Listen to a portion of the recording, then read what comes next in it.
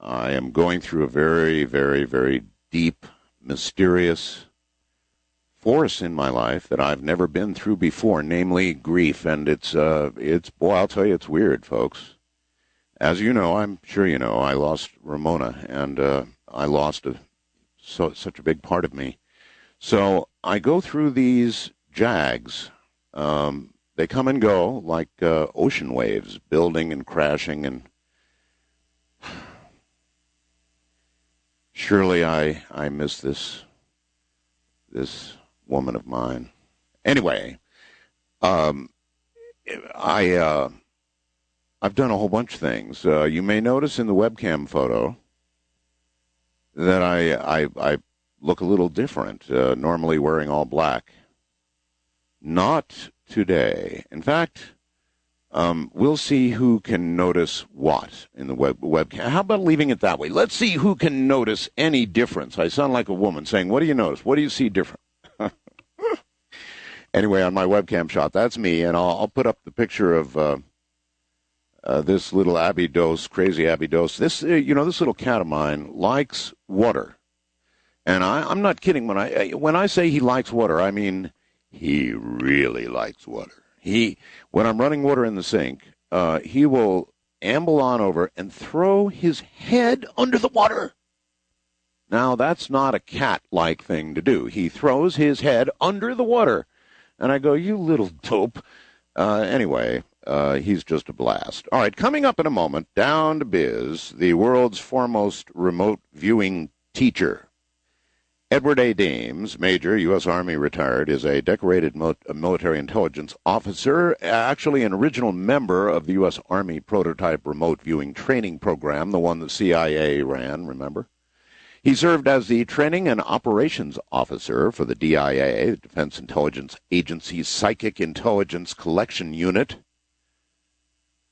and currently serves as Executive Director for the Matrix Intelligence Agency, a private consulting group, the technical consultant for the feature film Suspect Zero. I saw it. It was a very good movie, Suspect Zero, worth seeing, believe me.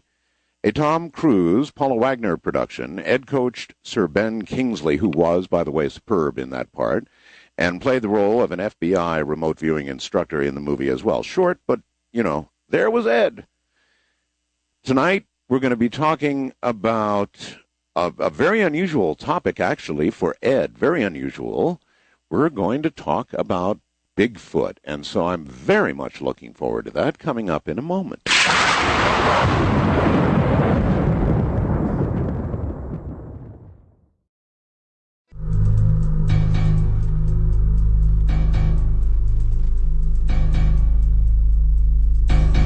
Ed Dames, welcome back to the program. Thank you. Good evening, Mr. Bell. Good evening. I read Ed a long time ago sent me his military record, his whole military record, 214 and more. And he did everything he said he did in the military for the CIA. He remote viewed. Our government paid for it, about $20 million or something, I forget. Actually, that's not a lot of money, Ed, for the government. It's not, and I kind of squandered a little bit by using the military team to look at Enigma in those days, and got hit on the wrist a few times for that. I can clearly see that doing what you did, it would be impossible not to drift and want to look at, the biggest questions that man has. Indeed, and so I was a bad boy and used the team to look at a few things, and Bigfoot was one of them. I want to talk about Bigfoot because it provides some context for my capstone project, which is coming up in June after 22 years, and that's Project Starman. You've been talking about Starman since we've been interviewing, which is now a very long time. 9.4 years. 9.4 years. All right, buddy. So Starman's now about to happen. It is in June, first big field exercise. If that's a success, then I'm going to invite you on the next. All right, tell everybody what Starman is. They may not know. Let me provide some context first, because I think out of context it would be confusing. If that's okay with you. It's okay with me. And I'll start by talking about Bigfoot, Sasquatch. About 2 years ago, I mentioned to you that a team of my professionals took a look at this particular enigma that we call Bigfoot. And when trained remote viewers, and there are many trained remote viewers now, when trained remote viewers focus and work using stringent protocols, when they take a look at Bigfoot, inevitably a trained viewer will sketch a long rectilinear device seemingly out in space somewhere. Device? A device, yes. Now, that doesn't sound like the hairy creature we've all come to know and imagine we love. It's intimately connected and associated with this phenomenon that we call Bigfoot, which led me to believe that this device that we've seen before in conjunction also with Chupacabra, El Chupacabra, this thing actually serves as some type of, we thought at the time, as some type of a projector assembler, taking carbon out of the. This was our theory, that it takes carbon somehow and reformats it into something that looks like this thing that we call Bigfoot. And the device itself is connected with entities in a place that is very, very distant. Wait, entities, I've got to stop you there. Mm-hmm. When you say entities, do you mean as in extraterrestrial, or do you mean as in what we would consider spiritual? We do not know. We can't even sketch them. In the military, we call them the controllers because they seem to run everything from galaxy to galaxy. We can't sketch them. The world that they live on, we would consider very hostile. It doesn't have an atmosphere. It's the terrain is broken. It almost looks like a moon, and yet they own a technology beyond our ken. Wow. And they are associated with this particular device that we thought projected things like the Chupacabra. Associated with, as in probably constructed and built? Yes. It belongs to them, and they use this thing to project these enigma down here. And that's why... You have talked in the past, Ed, on many subjects of projection. So this must happen quite a bit. I can think of three or four instances where you suggested some anomaly we looked at was actually a projection. Indeed, and because things like the Bigfoot leave impressions in mud and snow, it actually has a density, it has mass. But I thought it was a construct. However, recently we began to look at some of the newer photos, relook some of the photos that are available, and I just had this funny feeling that those photos show more than just a mass of carbon. When I remote view it a second time, I see that it has emotions, that this thing is really living. Make a long story short, this projector out there is more than it isn't a projector. And it isn't really an assembler either. Wait a minute, you said this projector out there isn't really a projector. Right. It isn't a projector in the sense that I described it 2 years ago. With more research, it is like a teleportation device. But it does more than that. This Bigfoot phenomenon, it is a real creature. It is a real Gigantopithecus, or whatever you want to call whatever lived in North America a while back. It's real, and it really is a representative of that particular species, a 10-foot-tall, sort of an ape man. So what I was interested in is where is this thing picking this particular Gigantopithecus up and transporting it into real time temporarily, because it goes away. I mean, the tracks disappear, and you never get to see one of these things. And no, it actually has what I think most of the people listening to this program would call paranormal aspects to it. It either disappears or it does something that, earth-trudging creatures simply wouldn't do. So there's an aspect of what we would call the paranormal. Agreed, and to use contemporary vernacular. But this thing, what I wanted to know next was, where is this teleportation device picking up this creature and transporting it from? And it turns out nowhere, that the thing is actually canned, as well as Chupacabra. The device itself somehow cans the essence of the creature and projects it. That's why it looks so lost when it's on the ground. any idea at all, assuming what you're suggesting is, or have viewed as correct, of the motivation of the creation force behind this thing out there, I kind of think of an obelisk out there in cold, dark space doing these projections. That's, kind of what you set up in my head for me. Yes, that's the hypothesis behind Project Starman. And any idea of the motivation? Yes. Oh, rock on. Yeah. The motivation is simply to be able to discern, to gain the insight, to develop a tool, a higher consciousness tool, to look behind this Wizard of Oz projection and see what is actually creating the enigma. And that is laying the groundwork. It's setting the groundwork for two things. One, it's forcing the development of a focused consciousness tool, in this case, remote viewing. It's forcing the development of a higher consciousness tool to see behind the enigma, behind this conundrum, this facade. And that, in turn, is setting the stage for contact with a higher intelligence, a la Starman. A la Starman, yes. Because what we found now is that we're able to, instead of building a device like in the movie and those kind of things, the protocols that are demanded are simply to go to a place that's designated as a contact area, which we did. We discerned this, we described it, we know where this place is, and we're testing that hypothesis in June.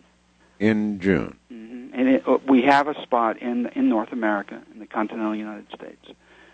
And it's a very unique... What is your expectation? What do you believe will occur in June? I don't know. What are your hopes? Are you talking about contact in June? I am talking about contact. My hope is intervention. I'm hoping that a higher intelligence will intervene on this planet because we're going down. There is that, Ed. And if we turn the conversation there, it's going to get kind of dark. But on the other hand, let's go there for a second. I mean, so much of what you have described ahead for us, Ed, is very dark. Correct. Very dark. And is it really your expectation that before the worst happens, there will be an intervention? I don't think there will be unless we corporately can demonstrate a higher intelligence ourselves. That's my belief, right or wrong. Well, then I think we're doomed. Negative. I think that I don't know. This animal called remote viewing that we pushed to the limits over the last 23 years, I think it's good enough to demonstrate that we can evolve into something that evolution's in the mind. We're not evolving biologically, and we're not evolving socially, that's for sure. Our technology... We don't seem to be. Our technology, as you mentioned, is indeed evolving. Perhaps it'll get to the point where the dummies running it will finally invent something big enough to extinguish us, either on purpose or by mistake. I totally agree. That is what I see, too. That is almost... that's the direction we're heading. And we've leaned so far in the material world that we've forgotten human potential. But Ed, why do you think or imagine that, for example, contact with, say, a Bigfoot, which you're saying is a projection, would lead you the next step or several steps of the way toward the intelligence that created this, and then contact that might warrant intervention? Because they know that you can see them. When you get behind the enigma itself, the projector, they know when you're looking at them, which means that we are talking 2001 monolith type of entities. They know that you can see behind the Wizard of Oz facade, and you can tap the wizard on the shoulder and say, I see you. That changes everything. It changes the relationship of people to them, to what we call the controllers. And then something else is going to change, and we're hoping that contact will demonstrate that. Well, it's pie in the sky, but we've worked 23 years to do this, and let's give it a shot. And short of that intervention, short of success and real contact and intervention, the hope for mankind is, it seems to me, if half of what you have predicted comes true, slim and none. I agree. In fact, I have to pull the plug on this project, and because I'm being pressed to the wall to look for on the nuclear terrorism issue. So this is the wait. You're being pressed to the wall by who? Several countries, actually. The problem that we had in intelligence, and I worked at celestial levels of intelligence, Office of Secretary of Defense, and I had all the clearances and the tickets, worked in all the really sexy black projects. We couldn't find a nuclear terrorist device if it was. There's just no way. I don't care how much money you poured into the Why not? Find it. The only way to find something like that is to have detectors that could do it. The only option you have is... Wait a minute. What about RVing? That's what I'm saying. That's the only option we have, remote viewing. That's it. All right. Well, in terms of I think a lot of Americans, Ed, want to know. So whatever work you've been doing on nuclear terrorism, let's have it. What do you see? What have you seen? What do you know? I'll just give you a general overview. Please. Okay. There's a ton of money out there. There's a ton of hatred towards the U.S., and there are unscrupulous people in the ex-Soviet Union who have things for sale. You put those three elements together, and you have the sum of all fears. That was slick. The sum of all fears. Yes, it is indeed the sum of all fears. And so... tell me, Ed, is there one or two or more loose yet from the old Soviet Union, from Russia? I cannot talk about that, Art. Yes, you can. No. Sure you can. There's two problems. One is you have devices that are already fabricated, and two, you have devices that can be fabricated, which are much more difficult. I'm just saying that the market is there. Well, we all know they're fabricated. They've been fabricated for years. They've existed for years, and we know the old Soviet Union, now Russia and elsewhere, it's leaky, and there's probably going to be some sold. I want to know if they have been, Ed. I can't talk about it, Art. I really cannot. Cannot talk about that. And why the hell not? Because it tips our hand. If we're closing. Well, I will not press you for specifics. What I asked you is very general, and that is whether there's any nuclear weapons loose yet. I mean, there's been plenty of speculation about that in the media, so you're saying only that yes or a no to that question. It depends on what you mean by loose.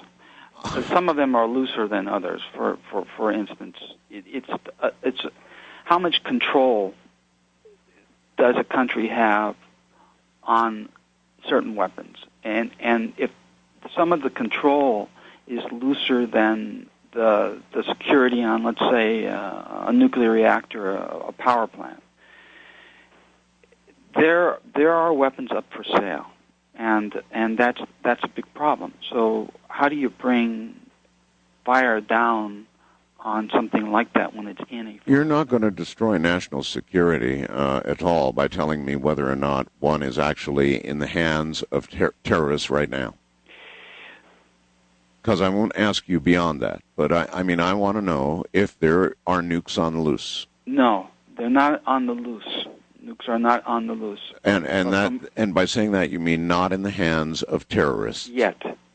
Yes, but it looks like it's heading that way. So okay, thanks for the answer. I really wanted that. And I don't know if it makes me feel a whole lot better, but at least temporarily a little better. And I hope to hell you're right. But remote viewing is the only game in town. It's the only thing we had. It was a tactic of desperation to begin with, and now it's the only game in town to be able to... Ed, how are you going to know if suddenly the wrong person is in possession of a nuclear device? Hold your answer. We're here at the bottom of the hour. We'll be right back.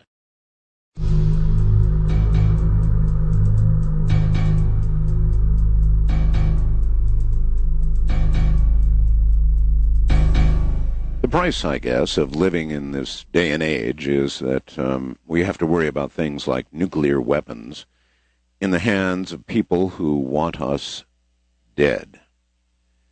And so that's what we're talking about. Ed says they're not loose, as in the hands of Osama and company, yet.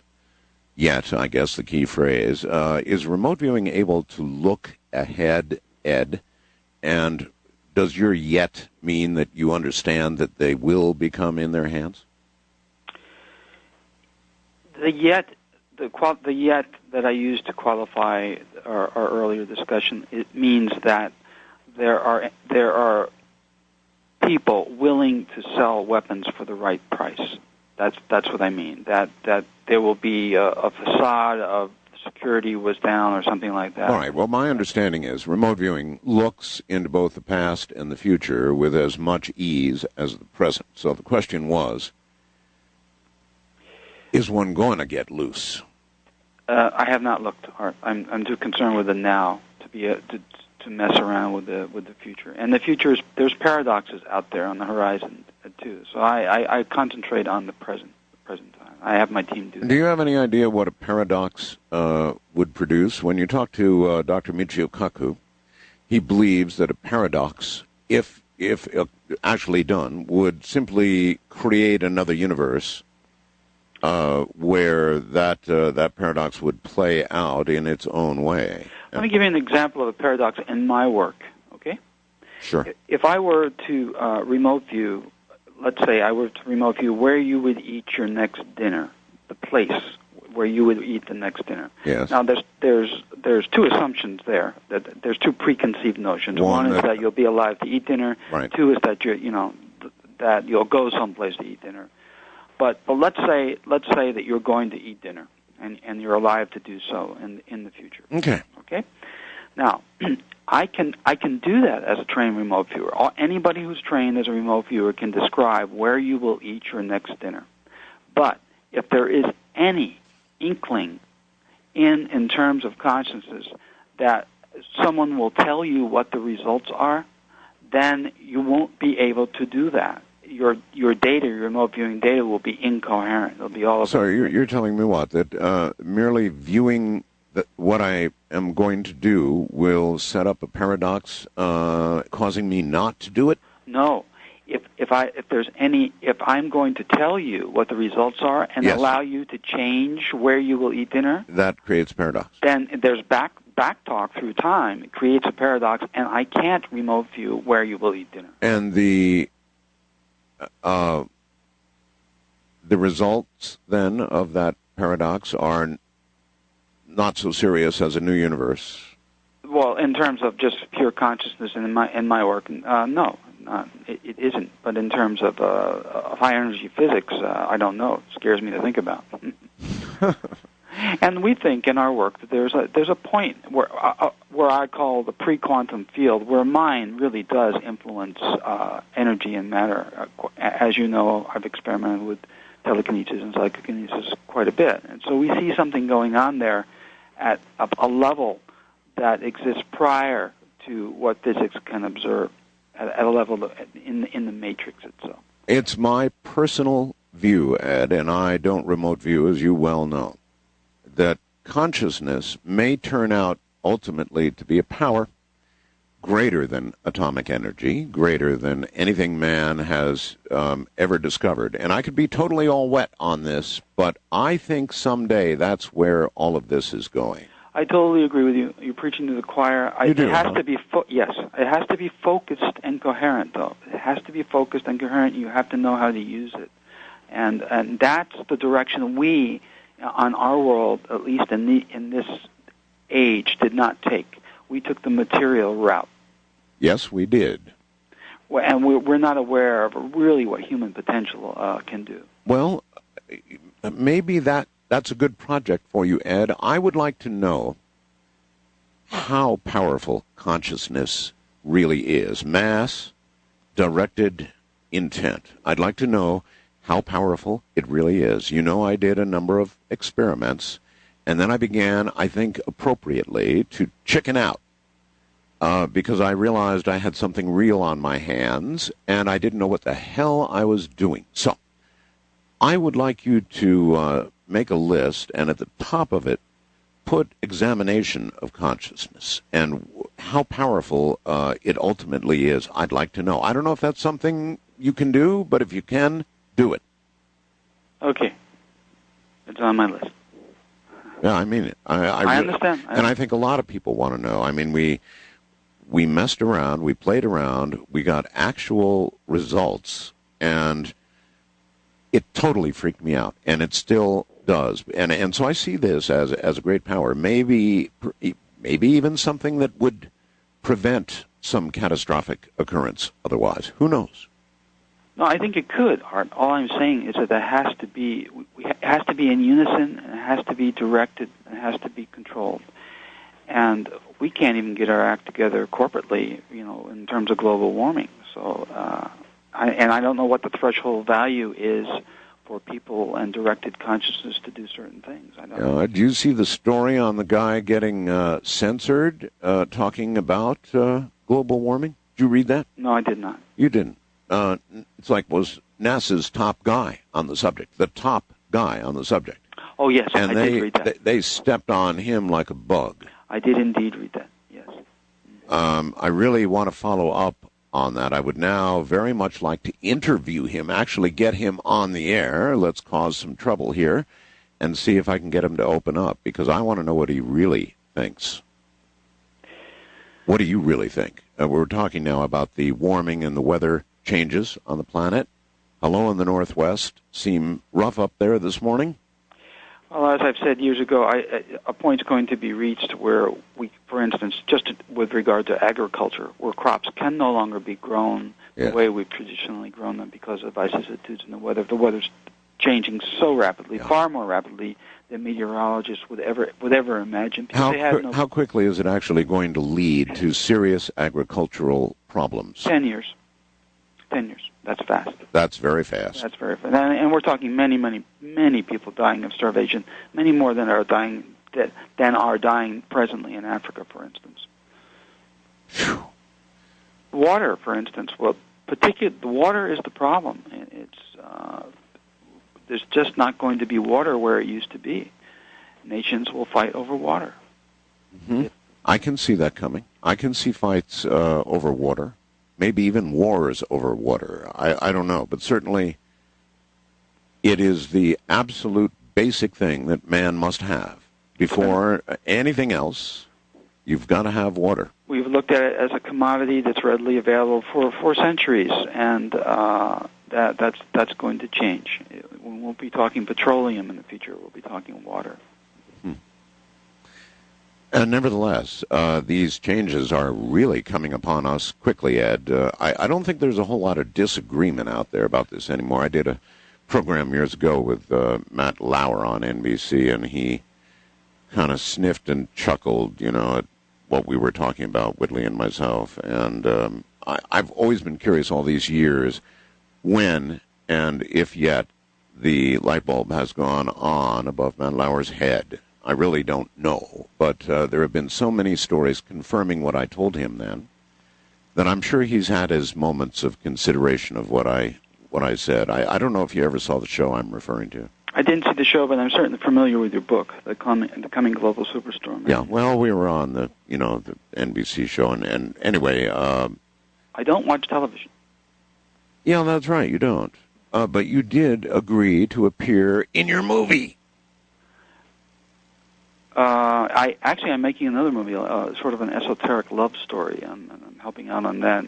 So I did the Hollywood stuff. Going to make a love story? Believe it or not, yes. I'm a technical consultant on a love story. Now, it's a little out of character there, buddy. No, it has to do with former government spies trying to seduce females when they sleep, that kind of thing. Oh? I'm doing the back end, too. I'm being interviewed. Oh, you mean to say, well, let's zero in on that for a second. Would it be possible for a remote viewer, because this really is remote, I think, remote influencing, that's what it sounds like, to seduce a female while she sleeps? Would such a thing be possible, Ed? A group, if they were trained the right way, could actually intrude into the dreams and actually disturb sleep of someone, but that's about as far as it could go in reality. And I'll describe that at the end of the movie, too. The movie is based on the book, The ESP Affair. The ESP Affair? Yes. Really? Uh-huh. So in other words, the real premise is going to be somewhat fictional then? Correct. Uh-huh. Okay. I'm sure that several young, pretty ladies out there just went, whew. Well, somewhat fictional. Okay, Ed. Give me the real bottom line. What would be possible? Actually, what I know is from my experience, the KGB, when they had, it's now the FSB, but when it was the KGB, the Soviet KGB had an extrasensor team. And they actually did, en masse, intrude upon Bob Monroe's dreams. Robert Monroe, yes. And the Institute. And he came to the Army Spy unit. Bob screened and vetted our recruits for the program. That's what we used him for. But the Soviets thought that he was in charge of the remote viewing program because we were sending so many people down to Nelliesford, Virginia, to experience things like out of bodies and altered states. So you used the Monroe Institute officially? Is that? I don't think that's ever. It was unofficially. It was unofficially. Yes. And Robert was read into the program, and we sent potential recruits through the Monroe Institute, the Gateway program that Robert had put together, and we then interviewed them when they came back. All of them, Ed? Yes. Wow. That's a headline. Including myself. Including yourself? Yes. You went through the whole Monroe Institute program, is that correct? I went through the program with Paul Smith. Paul Smith and I roomed Really? at the time, yes. Really? I've never heard this before. What were the results? Well, we're not talking remote viewing here. We're talking about attempting out-of-bodies and altered states in order just to experience a side of ourselves that, for me, it was unconscious. What's an unconscious? Oh, no, I see the connection. I mean, I see why that training would be valuable in what you do. And so for you, what were the results? Were you able to achieve out-of-body? I wasn't able to achieve out-of-body, but I did discover that there is a part of people, and this was totally new to me, that there's a part of ourselves, our personalities and our essence that exists in another realm. Essentially, it's as if a part of us, a doppelganger, was somewhere else operating all the time, meeting people that in reality our physical being would meet, let's say, 5 years from now, right. Meeting them now and in this particular time, if that is even relevant. That there's something that goes on totally outside of our awareness, our conscious awareness. And that's what I ran into, validated by other people, saying, I saw you in an altered state, talking to this person over here, someone who I would not meet for 5 years, for instance. So describe to me the benefit that you felt there was for people who were going to do the kind of work you did in going to the Monroe Institute. How does it relate to, or how does it benefit remote viewing? It expands your reality. It expands your reality, and it validates the fact that consciousness is, well, as Bob used to say, you're more than your physical self. It validates that quite a bit. And boy, I hope that's correct. I really do hope that's correct.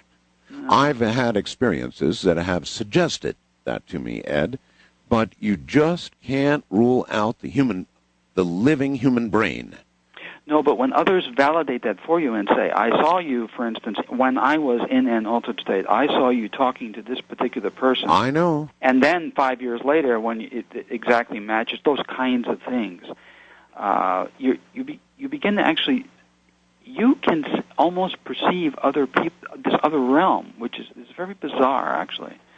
but you know that that the dimensions, the parameters of what we think we are in terms of conscious awareness go way beyond what most people in their day-to-day life think. Yeah, I hear you. I've really got to do more interviews on out-of-body. I'm going to line up, I think, a couple of guests on out-of-body. I haven't done that in a long time, and now I tried to train that, of course, because that was a desirable. That was why I went to as the operations officer for the SciSpy. You know, what I wanted out of that training was to be able to train this so that we could use it for intelligence collection. Well, all I can tell you is this, Ed. I interviewed a whole bunch of people on out-of-body, and there were many, many confirming real-world stories that, yes, somebody saw me 2,000 miles from where I was. There was a conversation.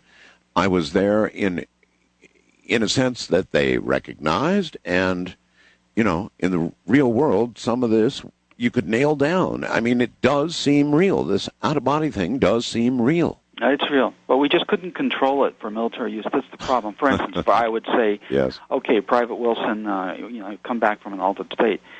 What went down? Can you tell me about this transporter erector launcher in this woods in Czechoslovakia? Oh, sir. Well, no, but man, it was the greatest thing in the world. I said, Wilson, I really need the information about that. Tell.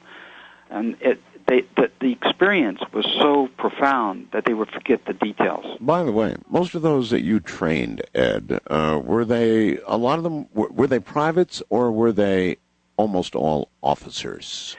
They were a mixed bag. They were senior non-commissioned officers, they were Army civilian intelligence operators, and they were officers. Got it. All three. All right. It's a short hour, Ed. It's almost over. And as always, I want to give you a chance to plug whatever you want to plug right now. I'm a teacher. I'm a professional educator, and I teach on the web at learnrv.com. And if you're interested in the products themselves, there's a toll-free number to dial. And you can buy those products, and you will learn remote viewing. Well, go ahead. Give your toll-free number, for heaven's sake. 866-607-8439. And you can get what? You get a set of DVDs, my instruction DVDs, systematic, very, very thorough instruction, and you will become a remote viewer. And you can choose to look at whatever you want to look at. Oh, well, that's pretty inviting, all right. And I've talked to many of your students in the past, Ed, and they have high praise. That's the truth. Every single one of your students that is called here has always had high praise for. When, Ed, do you do it anymore in person? I know you've got the DVDs out, but are you conducting any real... Yes, I have a clinic in Las Vegas every 6 months for people who have learned on the DVDs and want more specialized training, higher level skills. It's called a skill enhancement clinic. I just had one 2 weeks ago in Las Vegas. Oh, wow. Every 6 months I do that. Well, listen, buddy, I want to thank you for being here, and of course you will be back. We'll do a show with you, I'm sure, not too far distant in the future. Thank you. My pleasure. Yes, take care, Ed.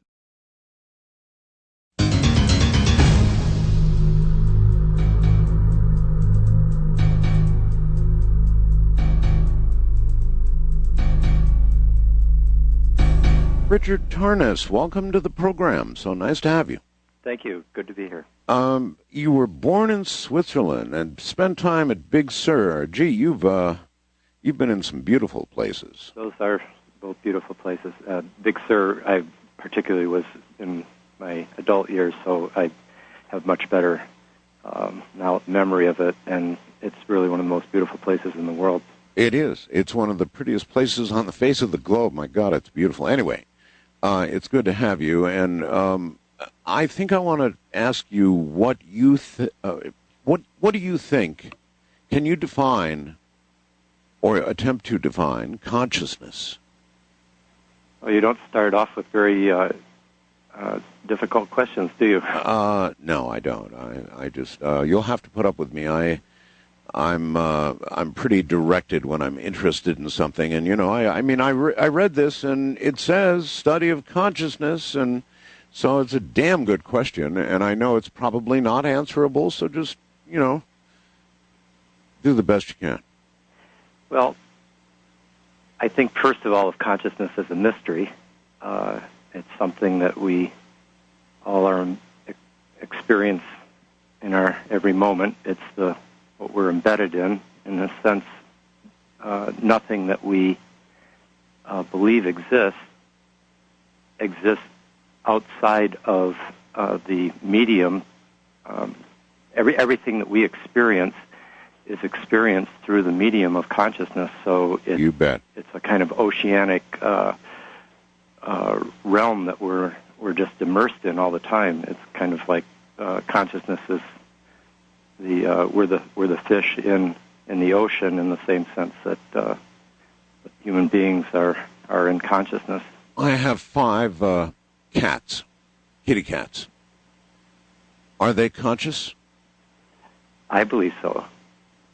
I also believe so.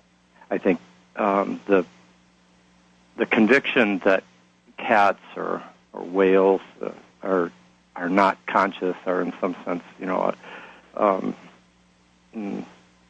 mechanistic, unconscious automata, is, I think, a very temporary and local prejudice that came up in the modern period, and it's completely unshared by any society outside of this one. And I think it could only be maintained. That conviction could only be maintained by really narrowing our consciousness, in a sense, to believe that. And I think the people, just to finish, a lot of the, I think, cutting-edge research that's happening right now in animal behavior, for example, yes, where people are really spending very long amounts of time in an extremely patient attitude and interaction with various species, I think, are just finding they're uncovering many more signs of emotion and of purpose and all the categories that we associate with human consciousness in some form. Okay, a lot of people say that human consciousness is all there is. That only an awareness of self is real consciousness, and that's why they ascribe it just to human beings and rule out everything else that walks around on 2 or 4, whatever. Yes, and I mean that it seems implausible to me, and I think the people that are spending the most amount of time with the least prejudice and the most, to use the phrase that Barbara McClintock, the Nobel Prize-winning scientist, said, you have to have a feeling for the organism in order to understand it. You have to have and she was working not with animal species, but at a much finer level of biological studies. But it was, even she recognized that you have to overcome a kind of barrier between the subject and the object. You have to enter into the reality of what you're studying. And you said a mouthful there. Once you get to know the organism, the cat in question, for example, I just used that. There's no question in my mind, Richard, none whatsoever. Those creatures are as conscious as I am, and so therefore, I believe that consciousness is widespread. I think that it may turn out to be one of the greatest powers on the face of the earth, particularly directed consciousness. And we talked a little bit before the program. You weren't all that familiar with the Princeton work, but I think you know enough about it now. And it sounded like a bell went on, like you'd done some research in this area before and heard about it. So what's going on there is just incredibly exciting, Richard. Very exciting. It seems to me so. As I say, you know much more about it than I do, but from what I've heard, it seems to me to be one of the ways in which researchers are uncovering signs of a kind of force, a force field, in a sense. Yes. That all human beings, and probably more than human beings, participate in. Well, I just have this feeling it's going to lead down a whole new road. As we discovered nuclear energy, we're kind of beginning to discover consciousness now. It may be some years before it really comes into vogue, but there's something really big going on there, and so I guess I'll end it there. But I did want to press you a little bit on it. Let's move on to your books and what you really want to talk about, and what is it you really want to do? What are the arguments made in your books? And let's review what we've got here: Cosmos and Psyche, Limitations of a New Worldview, and The Passion of the Western Mind, Understanding the Ideas that Have Shaped Our Worldview. Both very interesting subjects. Well, The Passion of the Western Mind was a book that I wrote actually while I was in Big Sur in the 1980s, and that book set out a history of the Western worldview from the ancient Greeks to the postmodern. I wanted to basically give as clear a narrative history as possible about what went into shaping the assumptions with which we currently view the world, and in a sense tell the drama of it. It's a kind of epic drama. All right, give me an idea. What does go into shaping all that we are now? What are the main things? Well, an enormous factor, for example, was the Copernican revolution, which, in a sense, everything led to it. Greek philosophy, the medieval scholastics, the Renaissance intellectual atmosphere, all these fed into this extremely powerful moment of transformation that Copernicus and then Kepler, Galileo, and then finally Newton kind of climaxed it. In that period, we basically went through the destruction of the cosmology that virtually every other society prior to our own lived within, namely the belief that we are on a stable, centered, fixed Earth, and that this is the center of the cosmos. And suddenly, the Earth is a planet, and it's a totally different universe, because not only is the Earth moving, but the entire view of the cosmos as as embedded with meaning and purpose that somehow human beings could know, understand, participate in, that was radically transformed to a new universe, which eventually brought forth the idea that the universe has no intrinsic meaning or purpose. It's a random mechanistic phenomenon, and human beings are a kind of isolated oddity of consciousness. And to continue the theme that you began our conversation with, the outcome of the Copernican and then the scientific revolution, more generally, is a worldview in which human consciousness experiences itself as being so singular, so unusual, such a kind of random accident that has popped up in a world that is seen as being intrinsically unconscious and purposeless and impersonal. Uh-huh.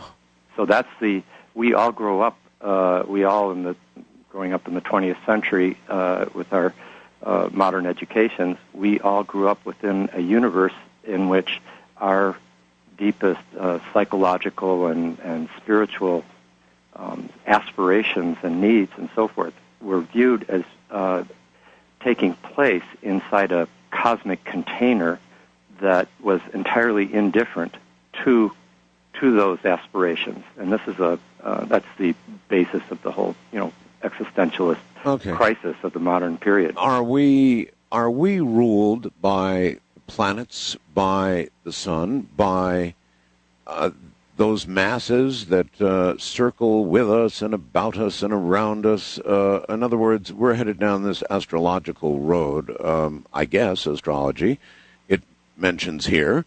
So that's a straight-on question. Are we ruled by these bodies? Is there really something to astrology? There certainly seems to be, at some level.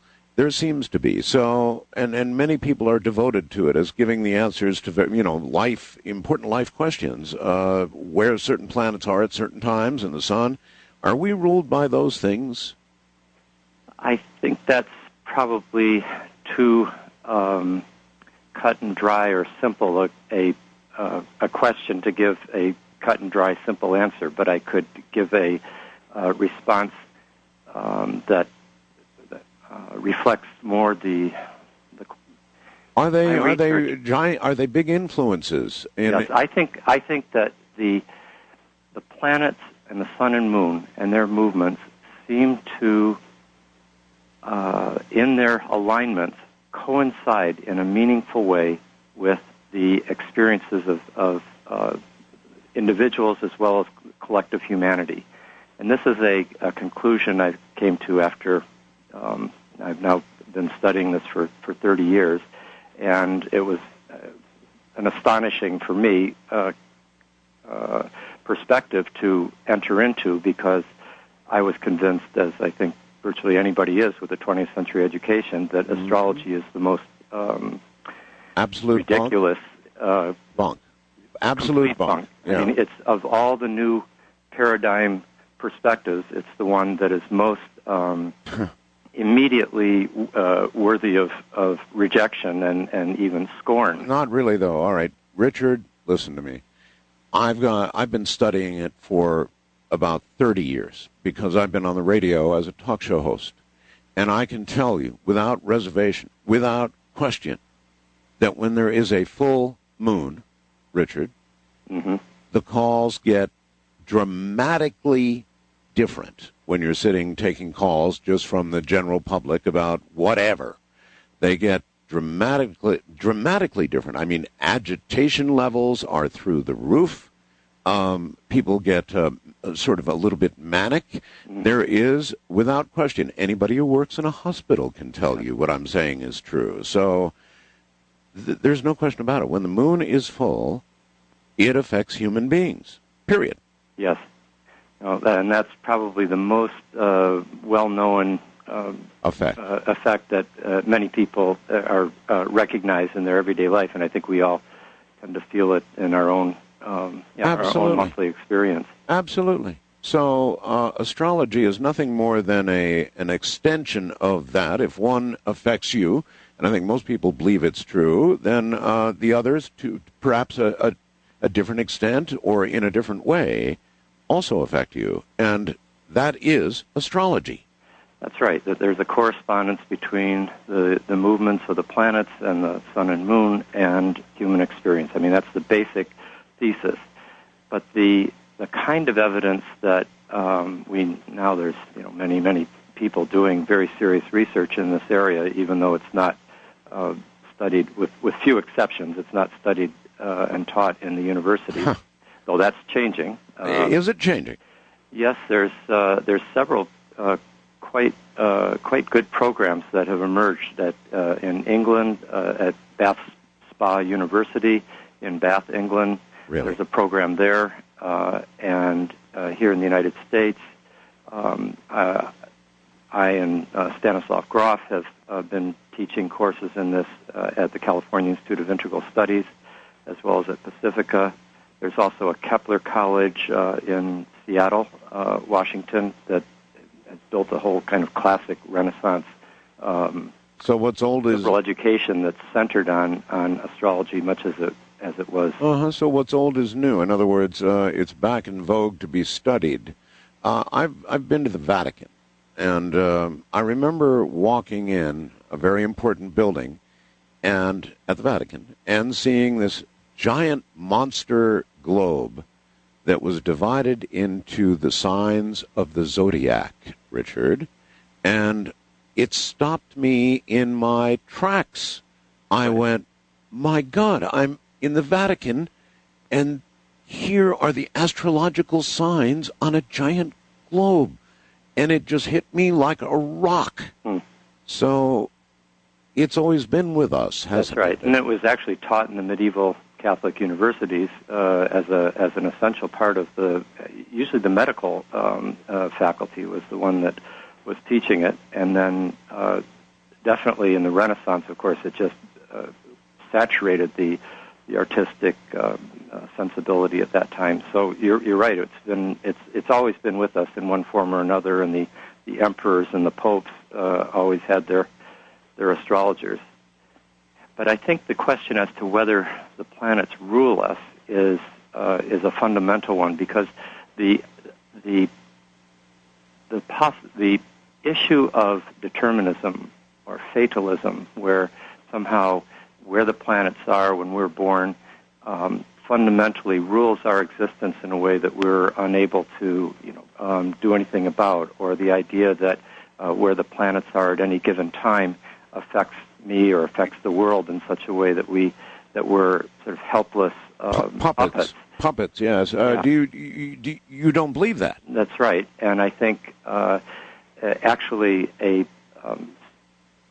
sound knowledge of the correlations, of like knowing what kinds of things tend to happen under what kinds of planetary alignments, actually is a liberating rather than an imprisoning or constraining. All right, we're at a break point here. We have to break, okay. Richard. So hold on right there.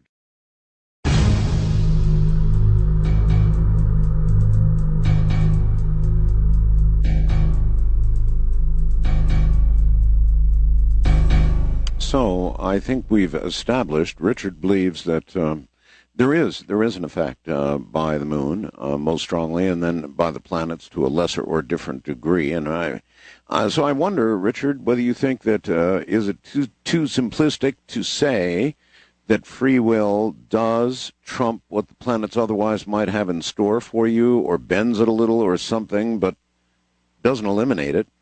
Right, it doesn't eliminate it. And I think that thinking in terms of the one trumping the other, that reflects more looking at it as a zero-sum game. In other words, as if the planets are affecting us. By the way, when I say planets affecting us, I don't believe that the planets have a causal relationship to our experience. I think rather they are more like signs. In the same way with a clock, the clock doesn't make it.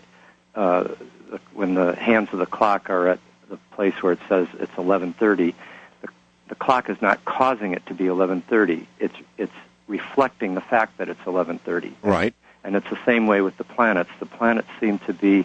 I think it's more. That's a kind of outmoded way of looking at it. That the planets are causing the patterns of human experience that we notice coincide with the planetary movements. Rather, they, I believe, are signs of them. They are symbols of what's happening. Now, to think in terms of the planets, the planetary influences, let's call them, I think the influences are coming from a kind of archetypal level of the deep consciousness and unconscious, what Jung called the collective unconscious. Mm-hmm. And I think, Art, when you say, does free will trump the planets? Yes. I think that presumes that it's one or the other, or it's a kind of wrestling match between them. But if one instead looks upon these archetypal forces, to use a Jungian frame of reference, it's more like the human being can play a more or less conscious role in participating in how they are expressed. Well, let me drag it down probably a little bit by saying this. I'm a Gemini, Richard, and I've read several good books that describe the general traits and personality aspects that can be expected of a Gemini. And I must say that the general truths listed for a Gemini, traits and so forth, seem incredibly convincing. In other words, when I read my sun sign characteristics, it nails me to a T. Mm-hmm. Now, that does seem like a strong force. I mean, it seems like a strong, established truth of some kind. That's It doesn't right. mean No. it doesn't dictate any specific behavior at any specific time, but That's right. darn, it seems real. Yes. No, I'm not in any way doubting its reality. What I'm rather saying, I think where the resistance, and I think it's a healthy resistance to astrology as being deterministic, doesn't come from something like that, where you recognize, certain, personality characteristics and the fact that you're a Gemini.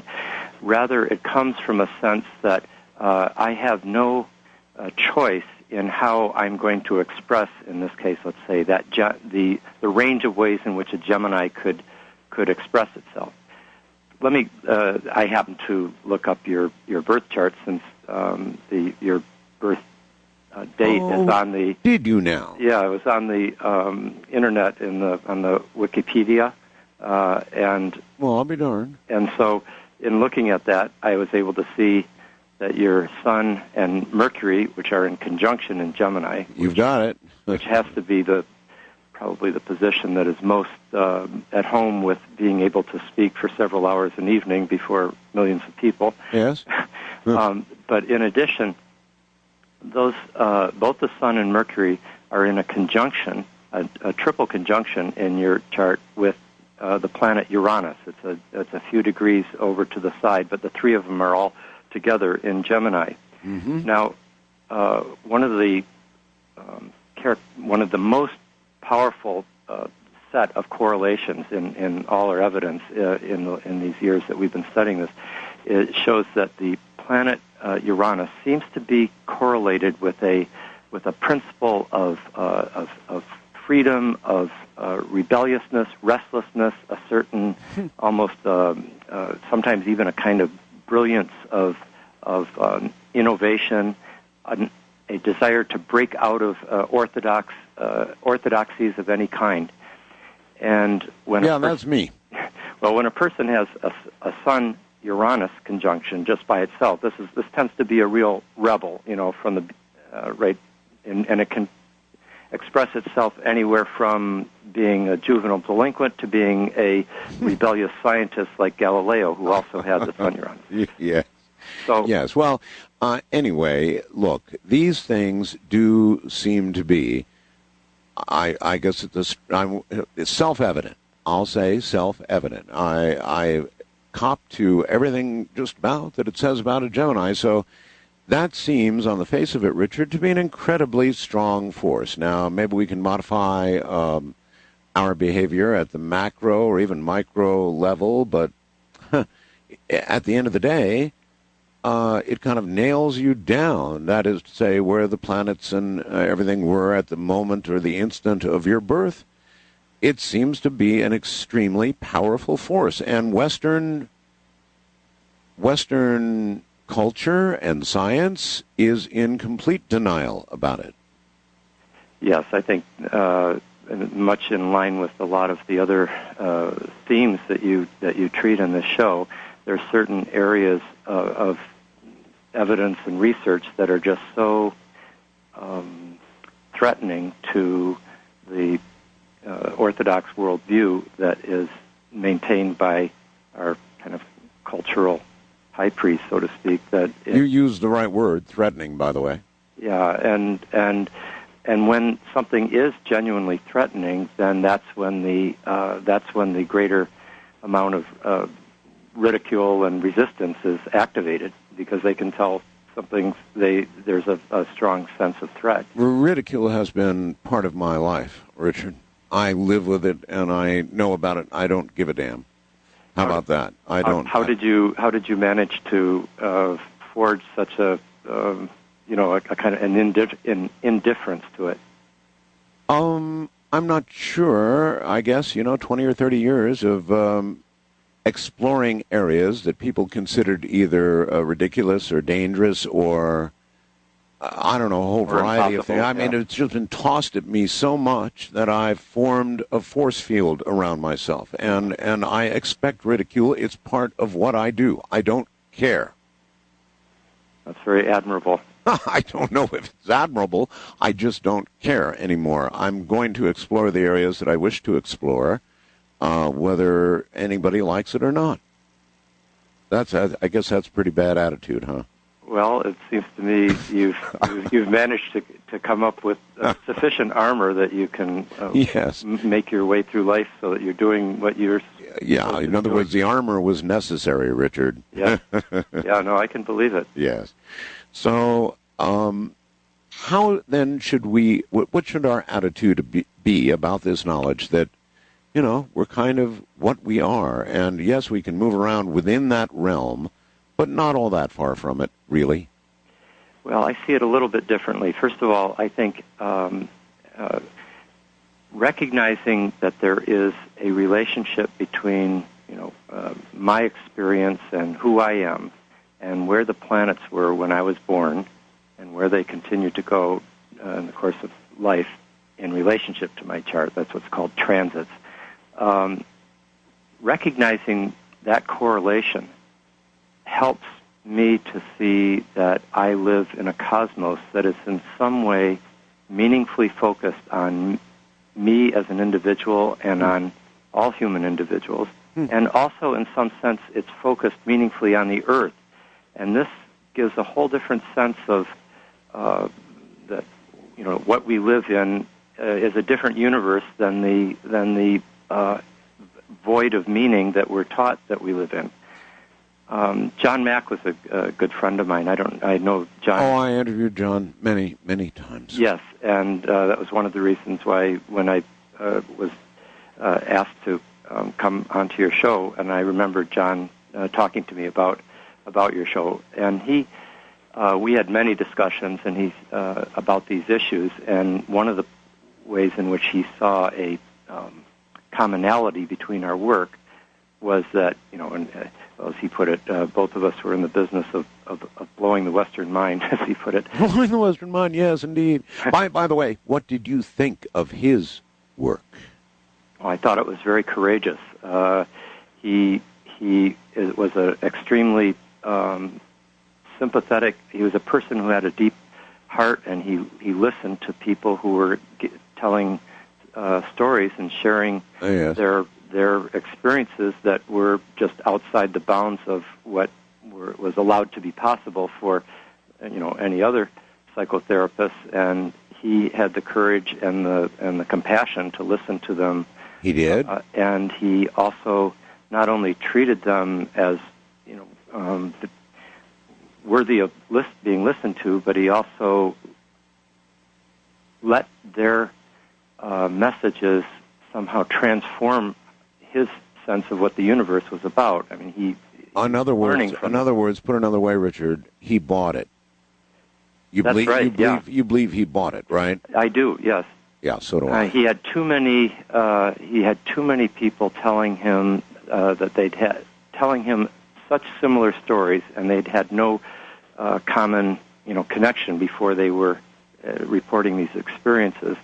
Now, I think in terms of his effectiveness in the world, he might have been a little bit more effective had he been able to maintain a slightly more distanced or slightly less obvious. If he didn't seem to have bought it quite so obviously, I think he might have been more effective, and I think that's where... Yeah, but he'd have been less honest.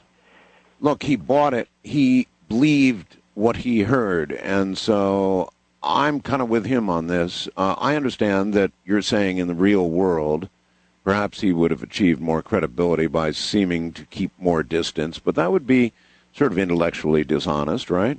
Well, there's two ways of doing it. One is I'm not suggesting that he would say anything that he didn't believe, but I'm saying that if he was too passionate for you, huh? Well, not for me. Not for you. No, for the rest of the world. Remember, we both came out of Harvard, and yes. I watched what happened to him at Harvard, and he suffered, basically a kind of star court. He did. And in order to, I think, when he began his work, he used the phrase, this is an authentic, that is when he began his work with the abductees. Yes. He said, this is an authentic mystery. he said, we don't, they bear all the symptoms of having actually had these experiences.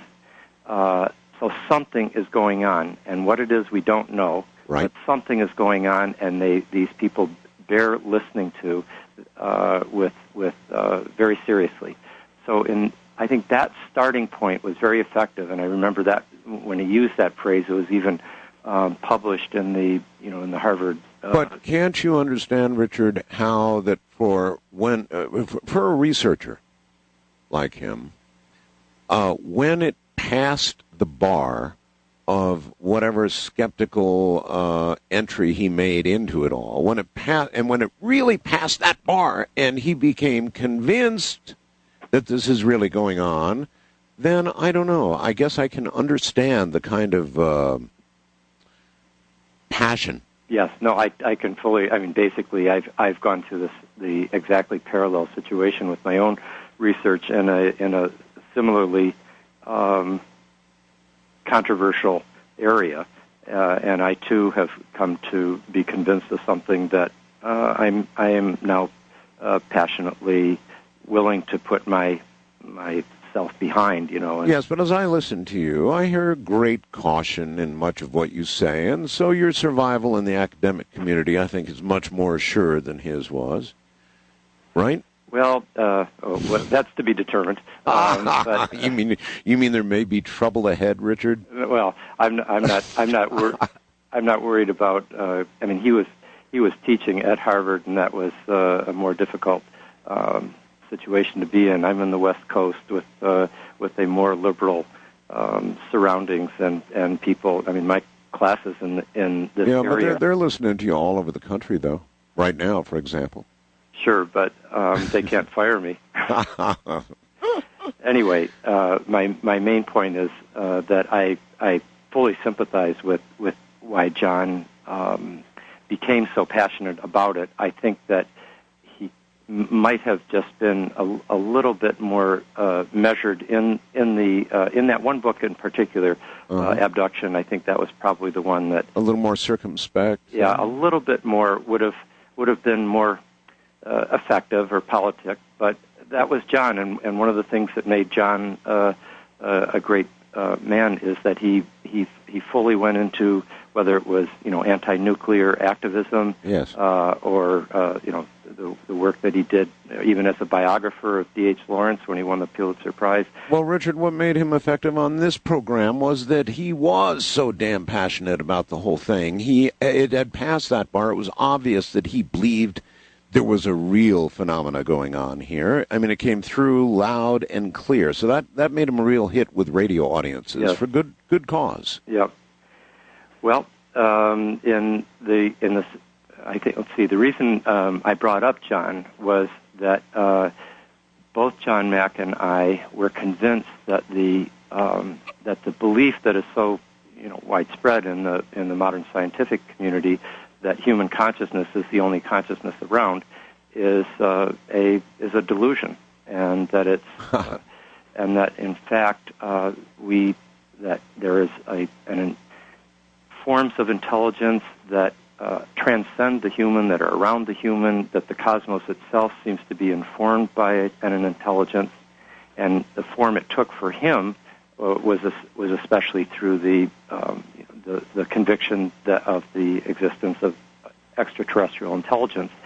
But he also was, very much into the research that I was doing as well. We often discussed his, birth chart and transits and the other astrological research that I'd been doing. Was he able to convince you that there was an extraterrestrial presence, and that is what was being experienced? Did you become convinced of that yourself? Yes, I was, and I had a, I'd read enough of that kind of material beforehand, and that I didn't have any strong resistance to it. So when he started telling me about it, I felt that this was something that it wasn't a shock. In fact, it was more of a shock for him than it was for me when he first was entering into it.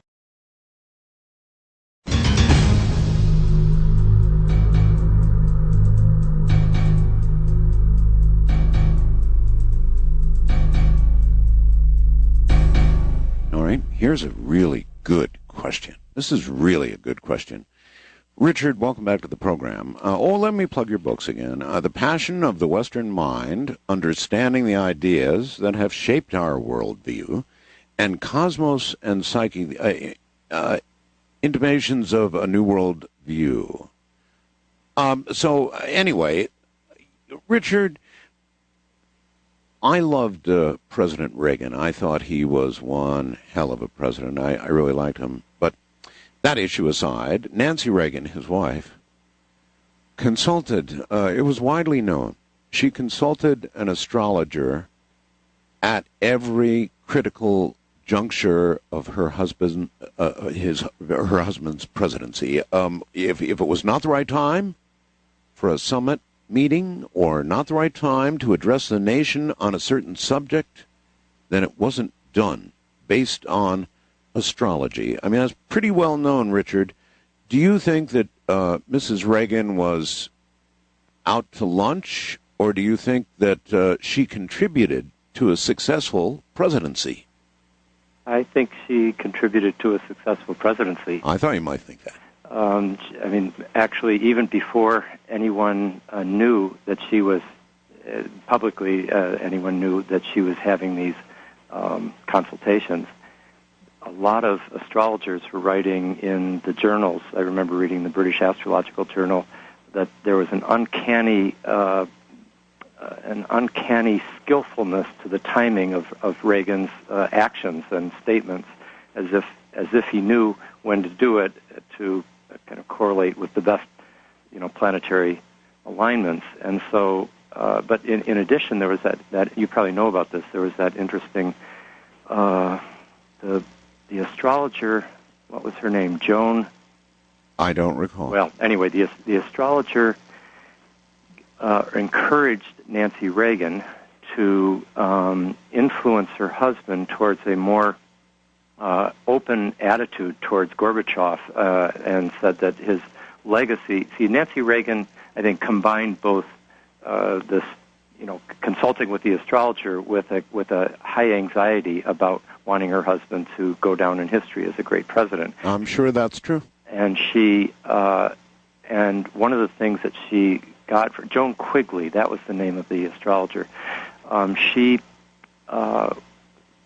kept getting from Joan Quigley this encouragement to influence her husband towards being a more peaceful-oriented. If somehow he could bring peace between the Soviet Union and the United States, and not drive things towards a nuclear, let alone an apocalypse, but even the tensions that were so increasing in that his first administration. No question about it.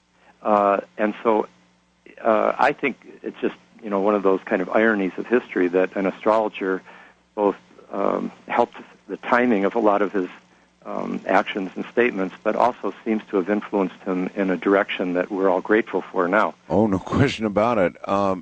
Richard, how you might not know the answer to this, but how big an influence did that astrologer have on our national policy at that time? Yes. Well, it was subtle, and there's 100 other factors that were going into what that policy was. Well, but I'd say that moving from the brink, virtually, to let's bring it all down and change it, even though we have current world day horrors, the horrors of the world aren't gone, by God.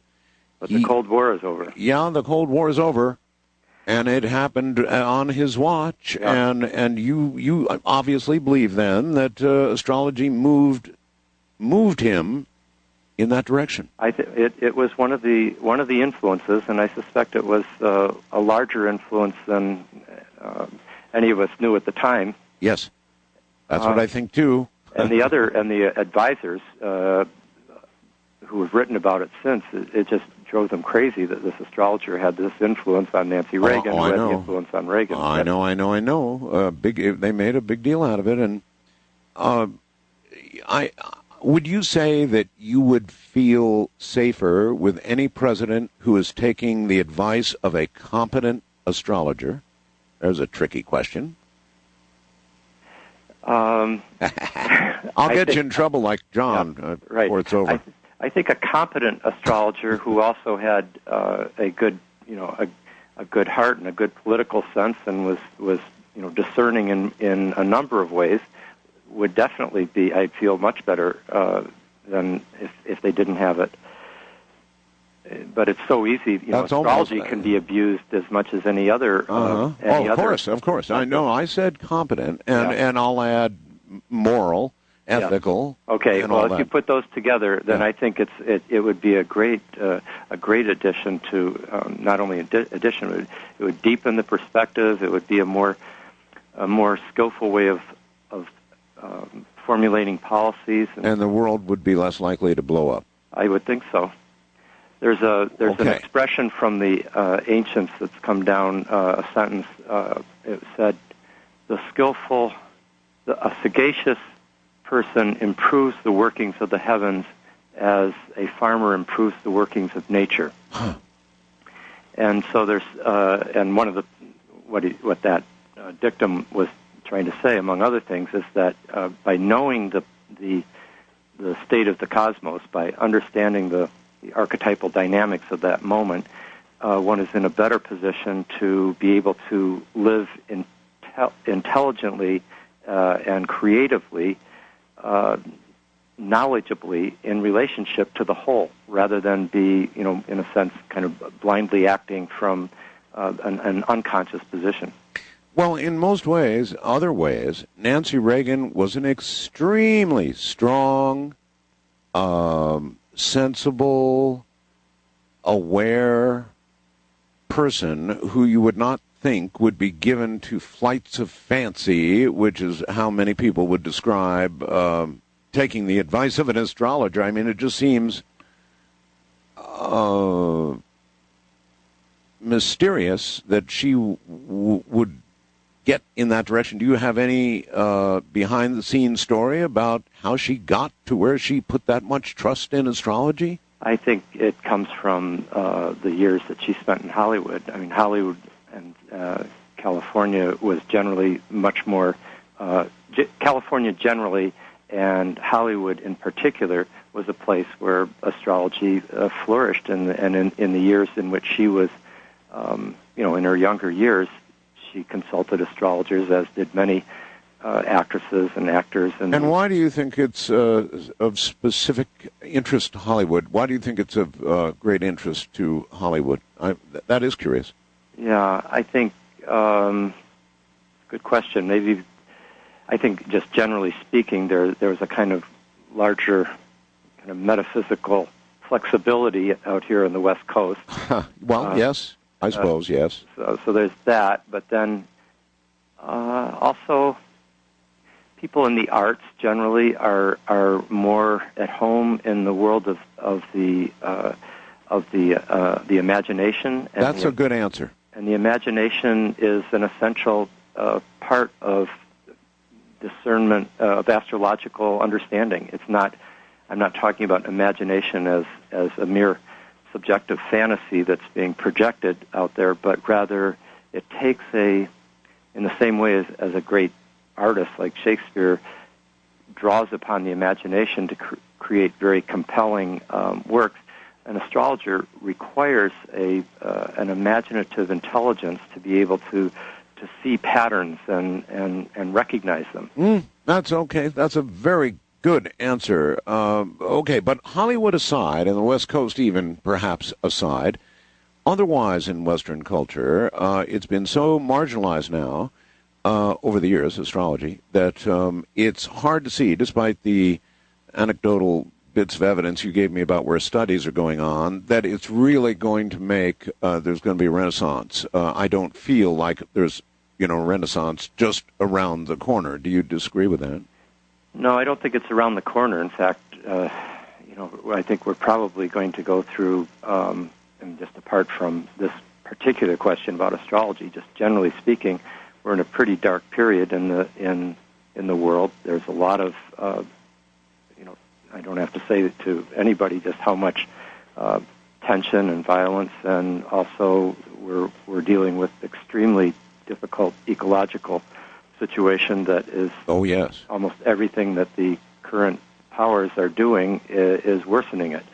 So the direction we're going seems to be one in which we're probably, unless there's some very major changes made very quickly, we'll probably be going through some pretty powerful destabilizing circumstances. Couldn't agree more. Political, It's social. kind of a different subject to be off on, but I guess I can't resist. I've been noting now for some time, wrote a book called The Quickening myself. The weather changes, the environmental changes, the degradation, the stronger storms that we're having, the more violent weather, the North Pole and South Pole virtually melting. I mean, all of these incredible things going on around us, and we don't see them, or very rarely do we see them or talk about them. It's almost as verboten as astrology. That's right. Yeah, it's a huge blind spot, and I think there's thousands of people like us who are aware of it, but unfortunately, those thousands of people are not editors of the major media. That's right. That's right. There are some stories that get out. I mean, the top guy at NASA is getting clobbered right now. I'm sure you've probably read about that, haven't you? Yeah, and I want to interview him. I'd love to get him on here for about 3 or 4 hours and just get him to open up, because there's a lot there, and it'd scare the hell out of you. Yeah. Fortunately, I just read today that in the New York Times that the head of NASA has basically said we need to be transparent in NASA, and that the kind of suppression that has happened in the past, he's calling for a different culture. We'll see how much that is enacted, but at least it was the complaint that the scientist made has registered in a certain way, at least. Oh, I'm sure it has. And again, I would like to get him on the air, and I think if he was really willing to open up, that we would have one hell of a show, because you'd hear a lot of things that just haven't been said yet. Maybe he's the kind of guy like Mac, maybe like you, Mac anyway, who's got enough passion to just say the hell with it. I think we'll have an open, free discussion about what's really going on with the American people. I'd like that. It would be a healthy thing. Yes, indeed. Well, anyway, back to astrology. I guess that's our center topic tonight.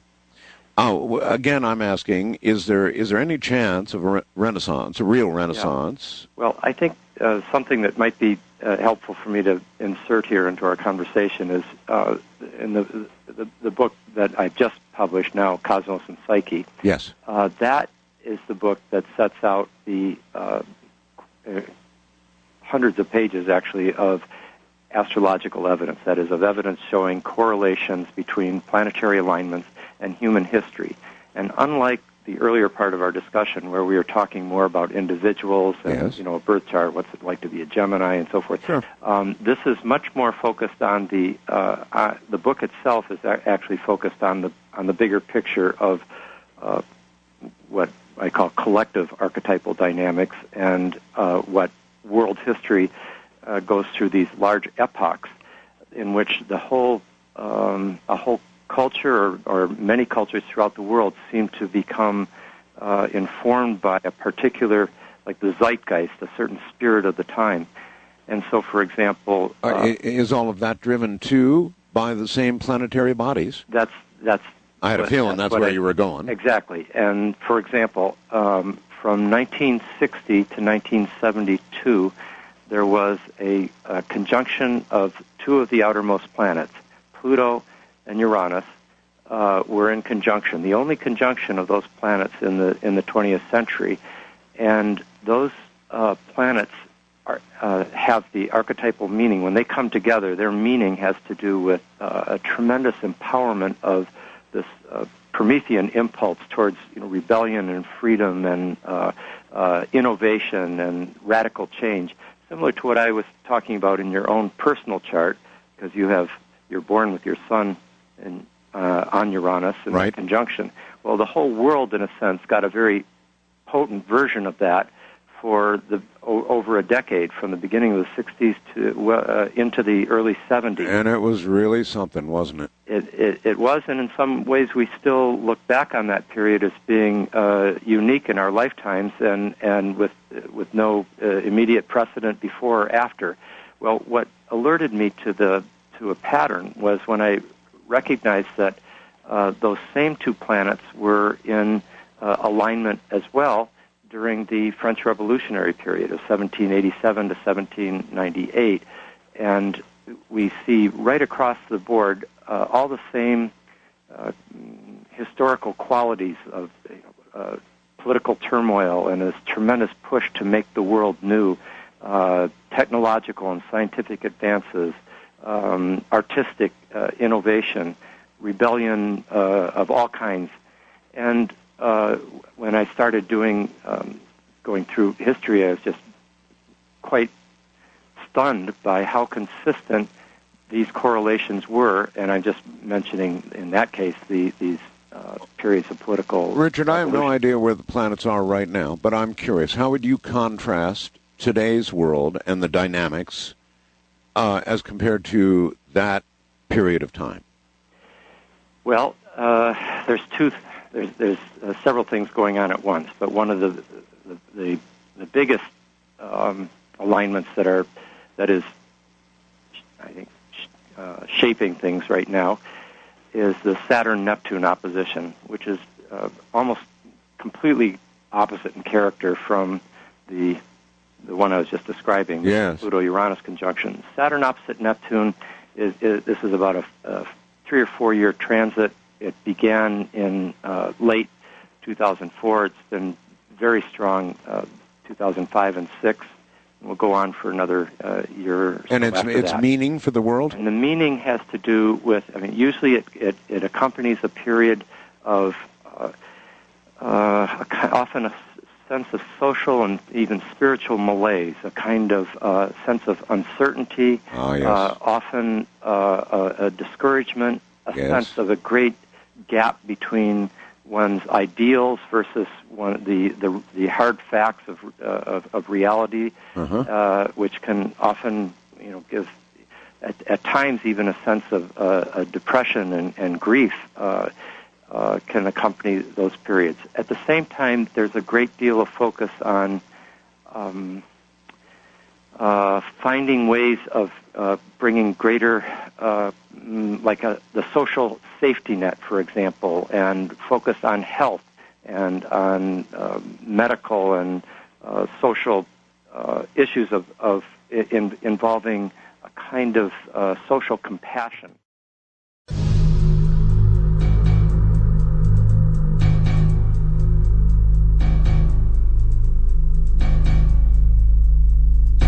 One thing I can promise you we're not going to do when we open the lines in the next hour is we're not doing any horoscopes.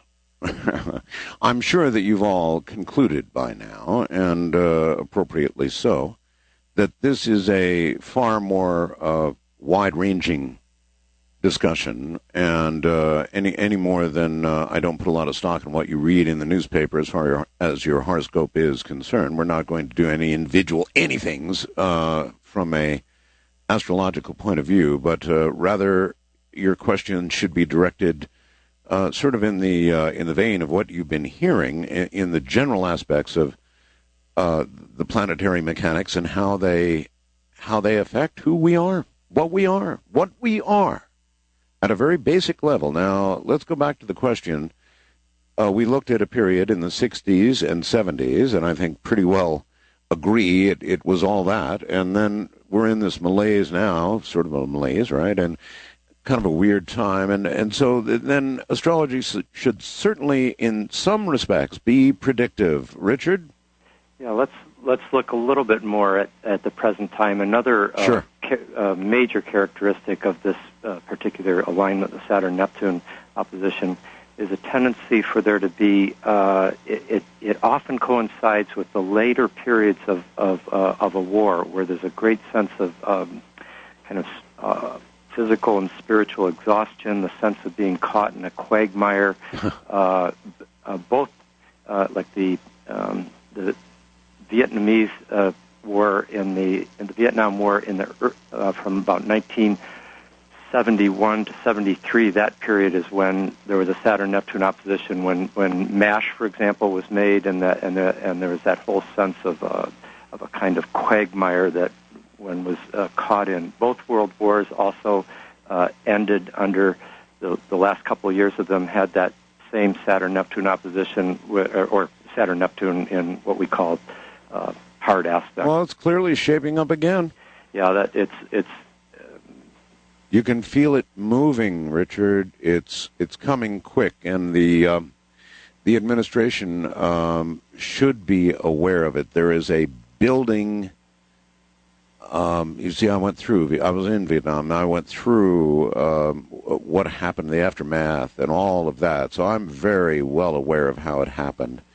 And it's not anywhere near yet that sort of level, but it is, if nothing changes, clearly headed there.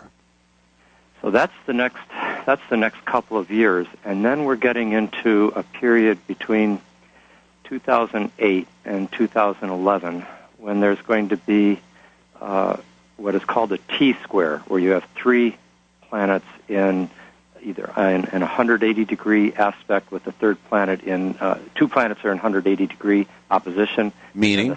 And then the third planet is in a square 90 degrees to the other two. And? It's very rare for any of the outer planets, any three, to get into that T-square. It happens very rarely. And the last time that we had what we're about to have, this Saturn-Uranus-Pluto T-square, was that period between late 1929 into 1932 and 33. Oh, my God. It's a period, the kinds of things that you would expect looking over history at this alignment, this configuration, is a period of pretty significant destabilization of our political structures, social structures, economic, ecological. I suspect more this time than in earlier eras, because that's what's up right now. You think there could be an ecological depression ahead? Well, what would you mean by? I could see an ecological. Well, I'm just grabbing at the word depression. Depression, yeah. I think it's a critical period, and I don't think it's predefined how bad it will be, but I think it's going to be quite challenging, and there'll be the bigger picture going from, like, we're just starting a big alignment that is going to go all the way through the rest of the all the way to 2020, through the whole 2000 teens. The next 15 years is going to have Uranus and Pluto in a square alignment. Now that's the first major dynamic aspect between the same two planets that were in conjunction in the 60s. They're now again coming into this square alignment during this next 15 years, and that suggests that a period of considerable empowerment of reformist forces, forces for change, for radical change, for innovation. It won't be. It's likely to be fairly stressful with particularly in those years, 2008 to 2011. I suspect there'll be more than the usual conflict between what's called, the old and the new, the forces of reaction versus the forces of change. But depending on, what we bring to it, I think there's going to be quite some of the excitement and the sense of a new horizons opening up that we all experienced in the 60s, or we have heard about if we were born after that period, will be, I think, again emerging in these next years. That's kind of, I don't know, I guess that's a little bit exciting. It would be, however, the more immediate is somewhat concerning. It is. And I think, you, I know from the work that you've done, have a pretty strong sense of just precisely how challenging it could be because of I do. The environmental factors that have been set into motion. Yes. Absolutely. I have a very, very strong sense of it, and so it's a little depressing to hear you confirm it. Well, if on a more positive note, if we can have enough people conscious of what's at stake and where the energies are, one can bring out more life-enhancing ways for these energies to be expressed than otherwise. Do you think, this is a big question, do you think that it's possible that directed mass human consciousness could mitigate what you're talking about directly ahead? I completely do, yeah. You do? Yeah, I think if enough individuals can become aware of what's happening and kind of bring their consciousness together to both act and what is sometimes called subtle activism, put their mind in attunement with each other and moving towards a more, as I say, life-enhancing way of acting in the world, I think we could have a very different situation. Some years ago, Richard, I was somewhat reckless as I stumbled into this whole directed consciousness thing, and I was excited, and I began to be aware as we conducted experiment after experiment. These were amazing things, Richard. I'm not joshing here. We had millions of people concentrate very hard during breaks on the program, just as a mass experiment to see, for example, if we could bring rain to Texas in an area where there was nothing but forecast for complete drought, not a chance of moisture.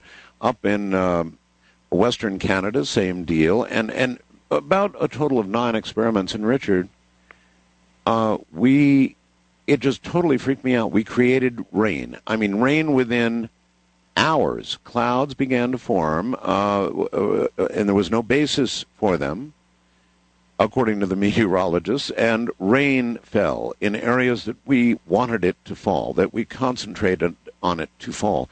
It happened. It freaked me out totally, to the point that, and I was toying around with the weather, and people were starting to say, let's give a hurricane a shot and all the rest of this sort of thing, and that's where I quit. I said, good God, this is real. It's obviously some sort of real power, and I have no idea what I'm doing. I'm stumbling around in areas of complete ignorance. I see what the situation is. You basically were tuning into a kind of shamanic power that I don't know. But unlike the shamans of other cultures, you had at your command, so to speak, millions of people to magnify the effect of your thoughts and intentions. Yes. And it was, I think, probably you rightly recognized that it was larger than you knew how to handle. Did you ever have any tribal shaman on the show to discuss this particular issue? I've had them on, certainly, but not to discuss this particular topic, no. It would be interesting to get, somebody who, because there certainly are people out there who have, are part of a... For example, I've had Hopi elders Yes. on the program. I mean, I did some programs that were so wild that I had to have a translator on the line talking to these Hopi elders, and I would love to run this whole concept by them. So it's a pretty good idea. It seems like it would be a natural, because, you see, they have the experience of working with these kinds of energies, these kinds of intentions, and, you have this technologically magnified power, from all the people that you have contact with and can get intending with you at once, that it might be and it would certainly be a good conversation to have. Yes, it certainly would. And I guess it sort of winds around your topic just fine, really, doesn't it? Well, I think what we're both looking at here is the fact that human beings participate in a kind of what we call an anima mundi, the world soul. There's a kind, and one can think of it in more scientific terms as a collective force field with many different possible ways of manifesting. That's good. And the more consciousness that we bring to the task, the more we're going to be able to direct and I would not so much create our future, but co-create it. That's in itself a good question, Richard, and actually not one that I answered, but I think I have a pretty strong idea. In other words, is a single directed consciousness as powerful as millions of them? And I think the answer, I'm pretty sure the answer is a clear no. No way. That you get thousands, tens of thousands, hundreds of thousands, millions concentrating on something, you get real action. There's a difference between, a single, highly developed consciousness and many that are, just kind of kindergartners at it. But I agree, there's something about the pure quantity that's going to make a big difference. Yeah, we'll call ourselves the Borg Club or something. Listen, let me drag you backwards for a second, and a basic question that I probably should have asked an hour ago at least, and that is, we've talked about the effect a lot. What we haven't talked about is the causative factor. I mean, for example, is it, when we're talking about planetary alignments and meanings from that, are we talking about gravitational effects, in your opinion, or what are the mechanics, the actual mechanics involved in the influence? Here's where I would use John Mack's phrase that it's an authentic mystery. I don't think anybody really knows, but I would be personally surprised to discover that there was a purely physical sort of something like electromagnetism or something like that. Yes. that was causing these correlations to occur. I think it's much more likely that the universe is so fully integrated that the heavens and the earth, the planets and human beings and human consciousness are all coherently part of a single universally ordered system. But not gravity, Richard. And you see, when you talk to a real astronomer, for example, there's a gigantic chuckle factor there because they know what the gravitational effect of, for example, Mars is. They will concede the moon is a big one, but for the other planets, they become so infinitesimal that they do chuckle, Richard, at the possibility they're affecting it. So that would mean there would have to be some other. That's right. I don't think it's anything like gravity, and so I would chuckle myself. Okay, good. It's, I think, and actually, I would also chuckle at their tendency. That is, these chuckling scientists, their tendency to always view things through the lens of a kind of, a billiard ball game. Well, sure, it's the only lens they have. Yeah, and I think it seems to be much more plausible and comprehensive an explanation if we see the universe as a fundamentally interconnected whole, and that it's informed by a kind of creative intelligence through and through that extends through every level. But we want to understand the mechanism before we can begin to grasp and teach it. We need to understand the mechanism, and right now they only look at gravitational influences, and that's not enough of a mechanism. So, but thinking in terms of mechanism is right there a limitation. That's the Newtonian Cartesian paradigm that always thinks in terms of meconnism. Well, we are stuck there, buddy.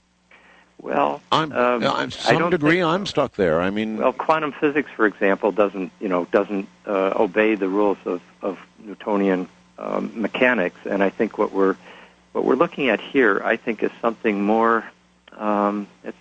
It's more mystical. It's more, there's a beautiful paragraph from Plotinus, the ancient philosopher, who talked about. He said the stars are like letters which inscribe themselves at every moment in the sky. Uh-huh. Everything in the world is full of signs. All events are coordinated. All things depend on each other. As has been said, everything breathes together. Well, listen, I buy it completely because I feel it and I know it in my heart.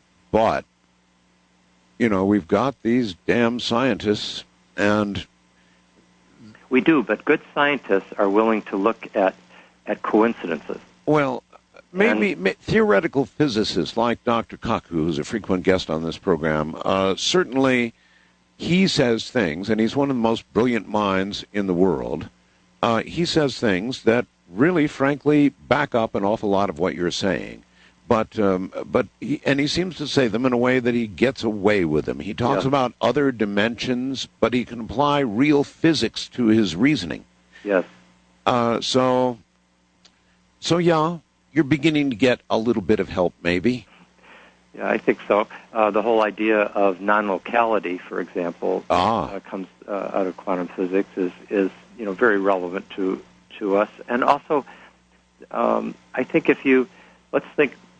Now here, let's go back to the primal cultures and the shaman that we were talking about. When they see two eagles cross the horizon, and a baby is born at that time, they see that as being significant.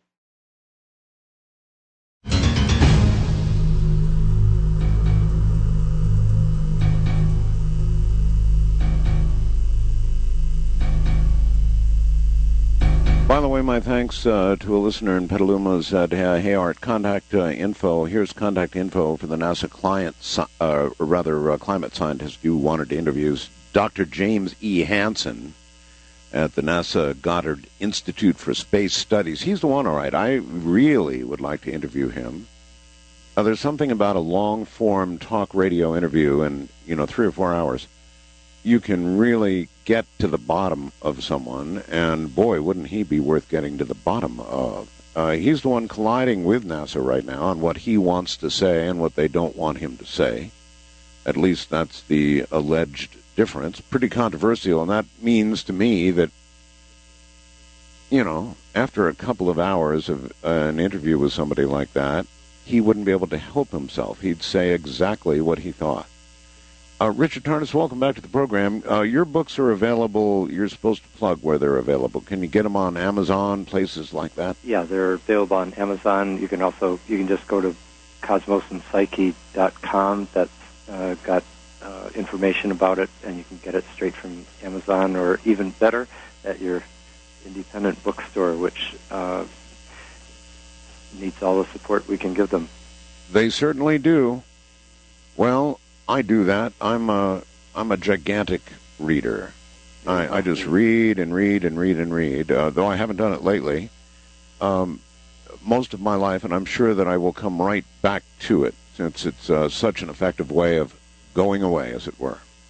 All right, I would like to go to the lines and allow the general public to ask you questions, all except for the one that will get them fried. Okay. So let's try it. East of the Rockies, you're on the air with Richard Tarnas. Hi. Yes.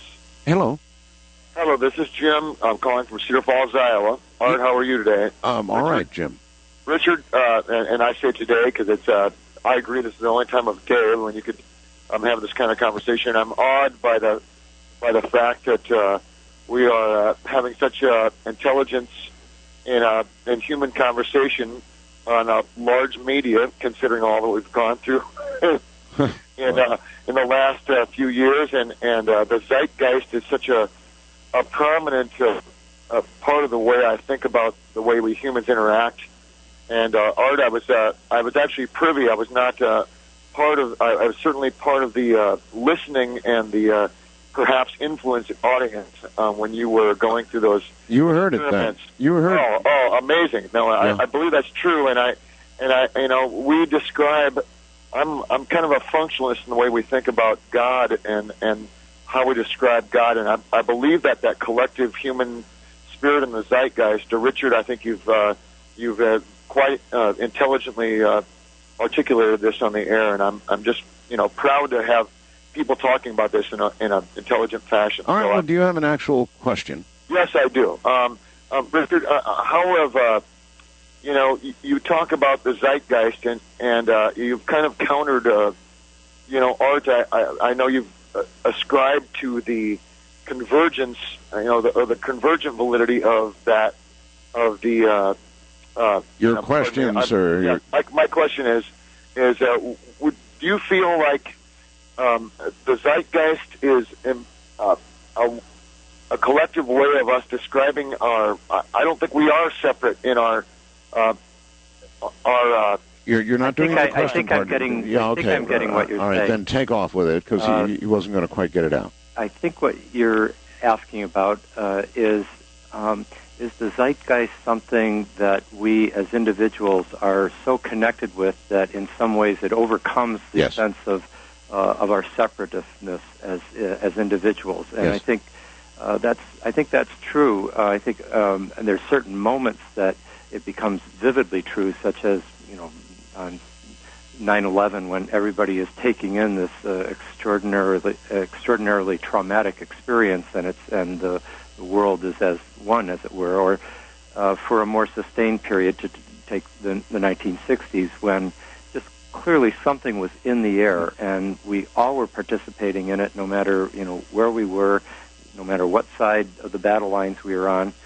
We were experiencing something that was could only be described, I think, as the zeitgeist. And now, if you go to Princeton and you look at the graphs of 9/11 and then the graphs of many other world-class impacting events, and you realize that they started to go off the chart in many cases 30 minutes or more before the events occurred, I guarantee before you're through looking at the evidence, in my opinion, you'll have a chill going right down your spine, or you'll be saying, I knew it.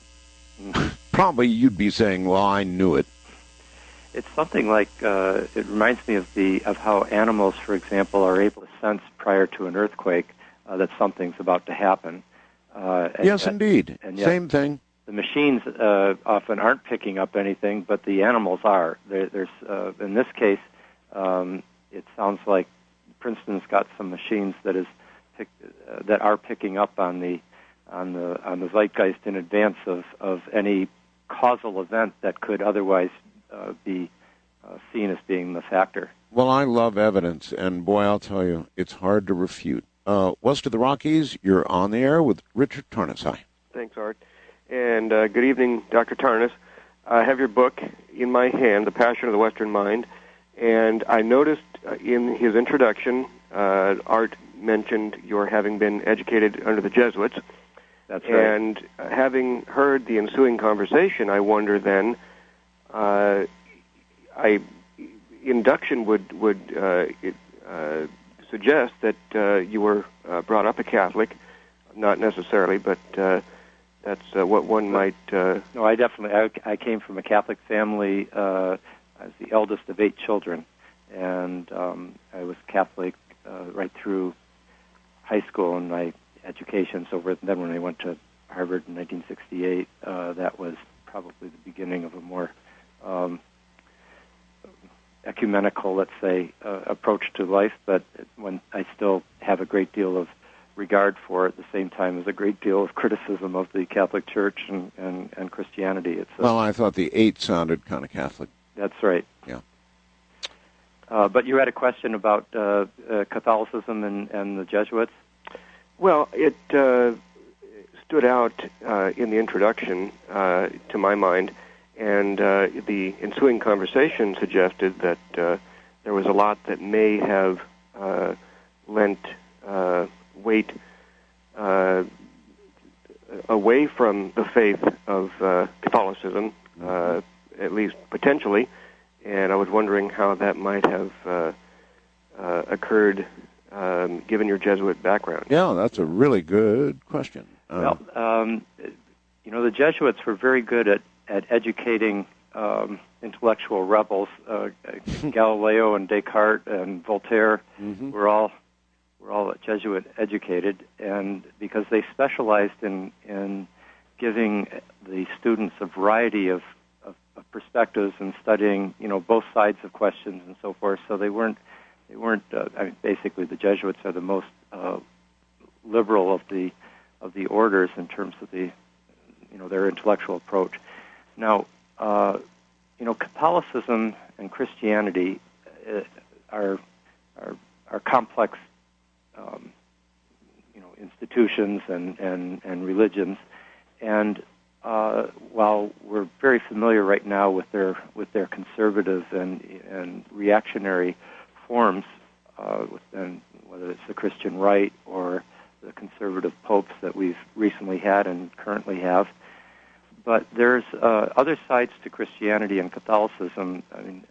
For example, like Martin Luther King is a great Christian whose civil rights activism was totally grounded in his Christian idealism. And I think just in terms of our discussion tonight, astrology was something that, say, as great a Catholic theologian as Thomas Aquinas, fully accepted the validity of astrology. Well, I was about to ask Richard if you think that any past or present popes were to a large degree, and I'm not a Catholic, my wife was, but do you think any of the recent popes, or any popes at all, have been, to one degree or another, influenced by astrology? In other words, is it alive and well at high levels in the Church? Well, there's no question that the Vatican had court astrologers, just like every king and emperor did in Europe in the medieval and Renaissance periods. So, if we're talking about that era, there's no question that they did. What about more recently? I wouldn't say that they do in the last. I would guess. I don't know, but I would guess in the last, let's say century or 2 centuries that hasn't been true. But wouldn't study and confirmation of what the Catholic Church followed in all of those days have been recorded and passed down as wisdom that you think would survive, even if not openly and publicly? It's possible. There's a lot behind the scenes that we don't know about. So tell me about it. But I would just guess that it's probably not played a major factor in recent centuries, though it played an enormous role in earlier centuries. But let me just answer one other question. I'd be more suspicious. You think it's around, like Reagan, like with Reagan? I do indeed, sir. You could be right. In answer to the question that the caller brought in, I think it's one enormous commonality that we need to look at is that between Christianity and astrology is that both of these perspectives look upon the world as being ultimately informed by a creative intelligence, whether you call that intelligence God or a cosmic mind. It ultimately is seeing a certain creative order to the cosmos, and that has a transcendent sovereignty. And in that sense, there's a great deal of commonality between Catholicism or Christianity and astrology. Of course, there's potentially a gigantic difference between whether God did the creating or some other very wise intelligence did it, because we have this whole idea about an afterlife, and one would seem to suggest, yeah, and the other would perhaps suggest, well, not necessarily. Or it wouldn't certainly offer the promise of it. Right. Well, there's, there are differences. But the question of an afterlife is one that, I personally am very comfortable with the idea that after we die, that there will be other modes of being that our consciousness in one way or another will enter into. I don't think that I too believe that. I don't think that the conventional Christian dogma about it, where there's just one form that it can go to heaven or hell, that kind of thing, I think is probably a pretty constrained and unlikely scenario. But I think the larger confidence that more is going on than we see in this lifetime is well taken. Well taken indeed. All right. You're on the air with Richard Tarnas. Good morning. Thank you, Art. Good morning, Richard. Where are you, sir? I'm calling from Ontario. Ontario. Okay, cool. Go ahead. Richard, I was just curious. I can hardly hear. I'm sorry. Maybe can you hear me any better now? Yeah, I can hear a little better now. Okay, I'll even do better. How about That's that? great. All right, that's really good. So keep it at that level and rock. Thank you. I was just, I'm really of two minds on this, and I sense even and I'm not speaking for Art, but I sense in Art there's a little bit of split brain thinking in this, and which I'm following, and I might be wrong about that, but it seems to me that on the quantum level, when you said that, when this was mentioned, I feel that I tend to agree with almost the singularity, universality, quantum mindset of how this is applicable. Mm-hmm. But then there's the science part of my brain, and it's not judgmental, it's just what I'm stuck with. There's a science part of my brain that says, can this be used in any predictive way? Is there a practical way to use this? I'm with you. Yeah, I have the same question in my mind. Yeah, that's really my question, and thank you. Yeah, you're very welcome. Yeah. Sure, good one, too. I think astrology is ultimately not concretely predictive, that it's rather archetypally predictive. And that's the big difference between the way much astrology was practiced in the past and where much of our modern resistance is well founded. I think any of us that are genuinely interested in understanding the universe with an open mind, when it takes the encounter with this evidence and looking at it oneself, and not if I just heard somebody talking about it, I would be resistant. How many of the supposed great intuitives, Richard, that described the future, and there have been many famous ones throughout the ages who perhaps in a language that would be difficult to read so he wouldn't get in trouble, did it, or in many other ways accurately predicted the future. How many of these guys do you think used, if you used astrology in the manner that you've described tonight, and you were very sharp, even brilliant, and you were sort of up on the politics of the world and the economy of the world and the trends of the world, and put that together with astrology, you could seem to be amazingly predictive.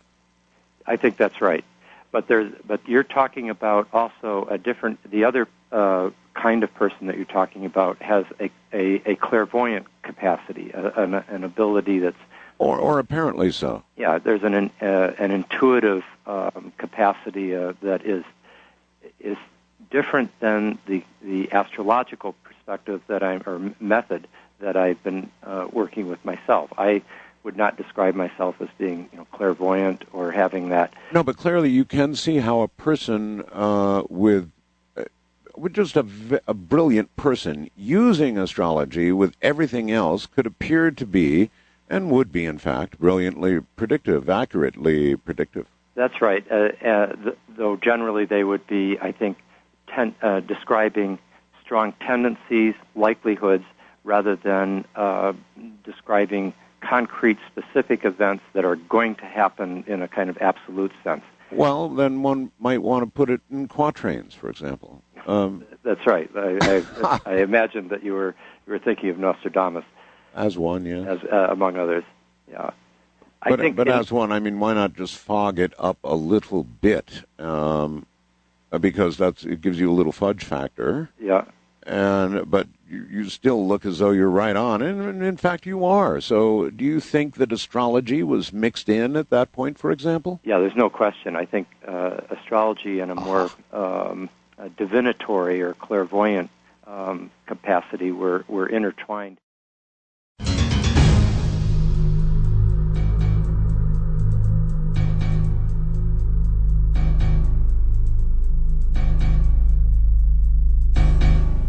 Richard, I really wonder, what do you say to, the skeptics out there, the scientists who laugh at you and laugh at astrology and laugh at the whole concept of it? If you're, on a talk show somewhere and you're in a debate and you've got to come up with a snappy answer, what do you say?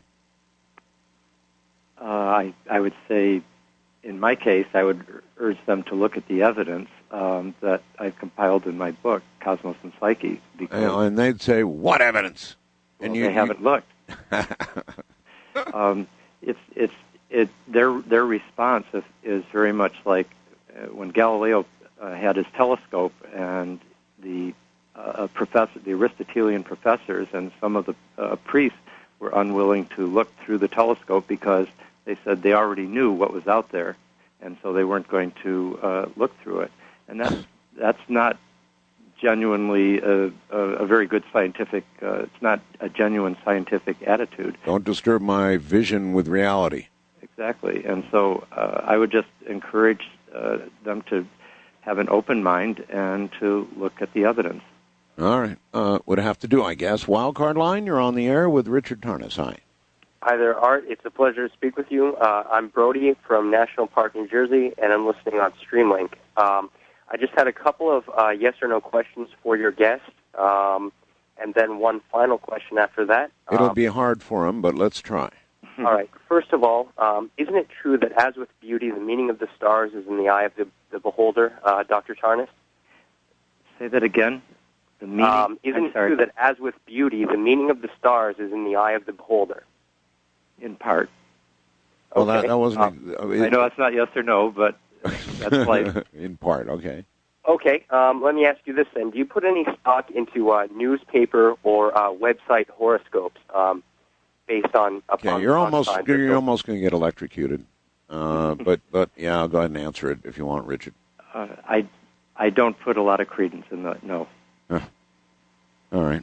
Well, I almost pushed the button, too. If I could compare it to let's say that's like modern medicine's relationship to a snake oil salesman is the relationship of true astrology to your average sun sign horoscope column in a newspaper. I was hoping by now they'd caught on to that when asked anything like that.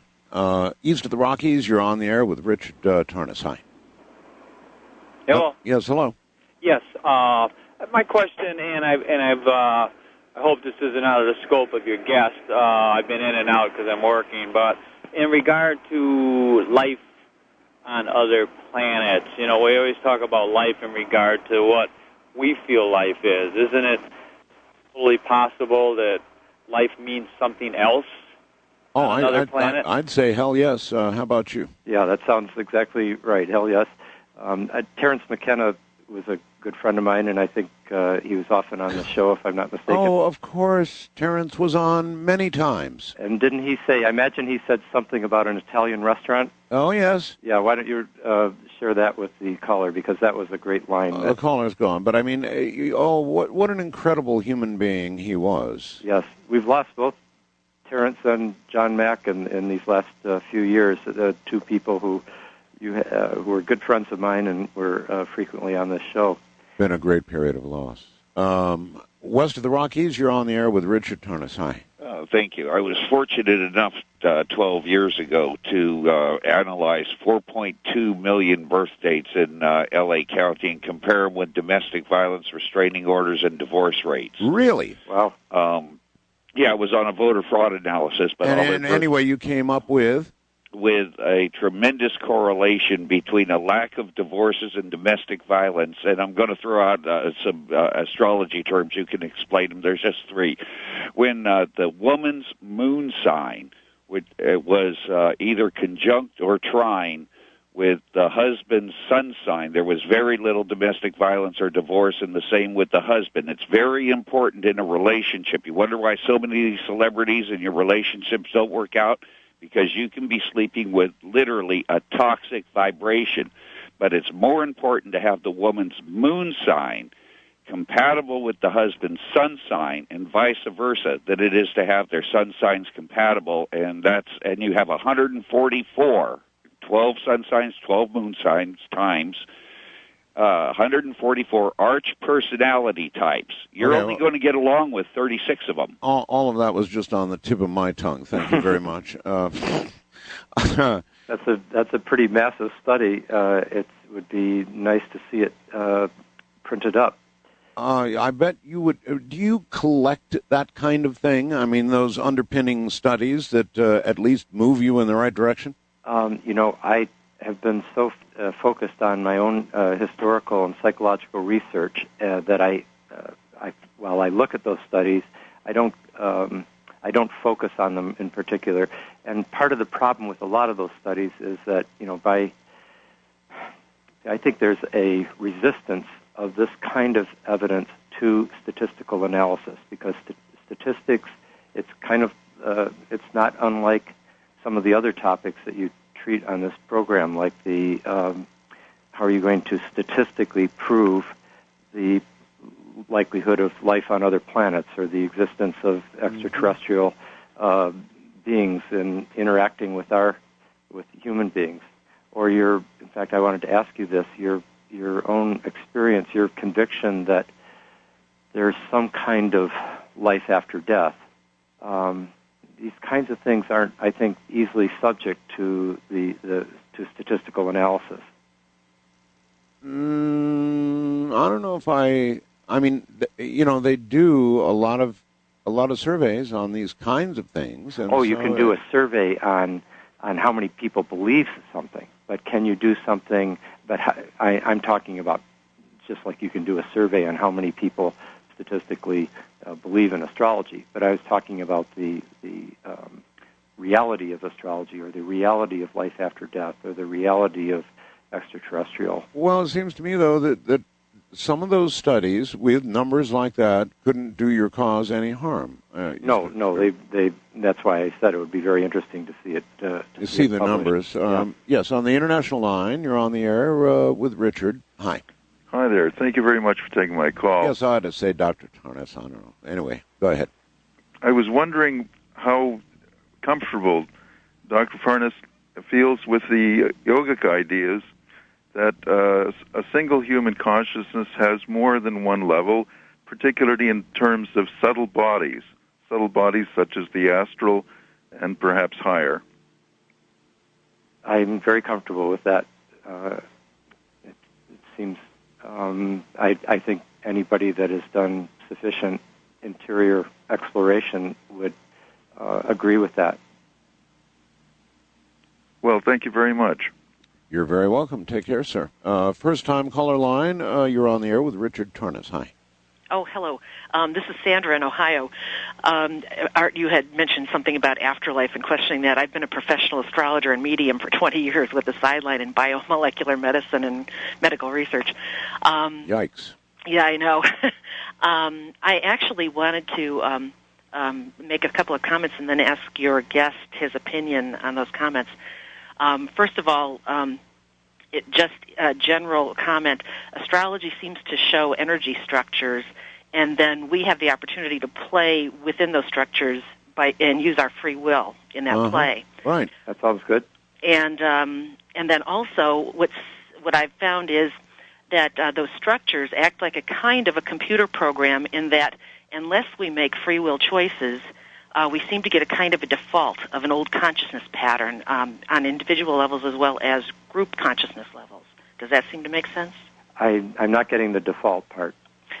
Like with a computer program, you can type in your instruction, or select A, B, or C, and if you don't make a selection, you hit the enter key, I see what you you're get saying. the default? Yeah, that's good. I mean, then basically you're the unconscious puppet of the structure as you're. Yes.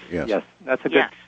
Yes. You're very good at putting these things in clear, simple to understand terms. Oh, thank you. Now the other what I was leading into is the whole idea of free will versus fate with what's coming up in the next few years. You mentioned the aspects about the T-square and the Pluto involvement with all of this. I won't get really astrological here, but Pluto seems to be very much involved in mass consciousness shifts. Yes. And like in the mid-'60s, you had mentioned that 64 through 66, we had the Beatles coming onto the scene and the whole going from the 50s into the 60s, nuclear family, and then free will and free love and all that. And we have these Pluto aspects coming up now. We're looking at, I think, the potential to make some big changes. And if we don't do anything, if we sit back and kind of let things happen, it looks like we might get the default. I guess my question would be how much, in your opinion, how much do you think we can make a change here in these upcoming, say, 5 to 10 years using those Pluto aspects?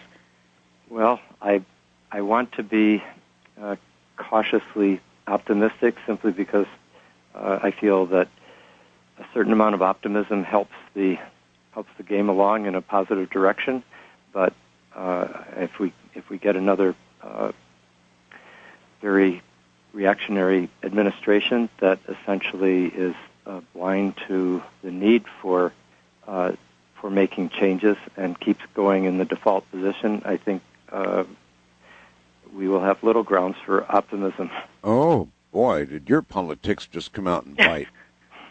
But don't you think, as the people, the citizens, that we can use that Pluto energy also to kind of work with that administration, work with it, is putting it kindly? Yeah, absolutely. And we sometimes have to remind ourselves that if you go back to the 60s, even though we recall it as having all this emancipatory energy moving towards freedom and rebellion and so forth, the presidents that were elected then were Lyndon Johnson and Richard Nixon. Richard Nixon in 1968 at the kind of climax of the counterculture. So I think you're right to bring up the fact that there can be a difference between who's elected president or where the administrative power is versus where many individuals and even a very large part of the mass consciousness can move in contrast.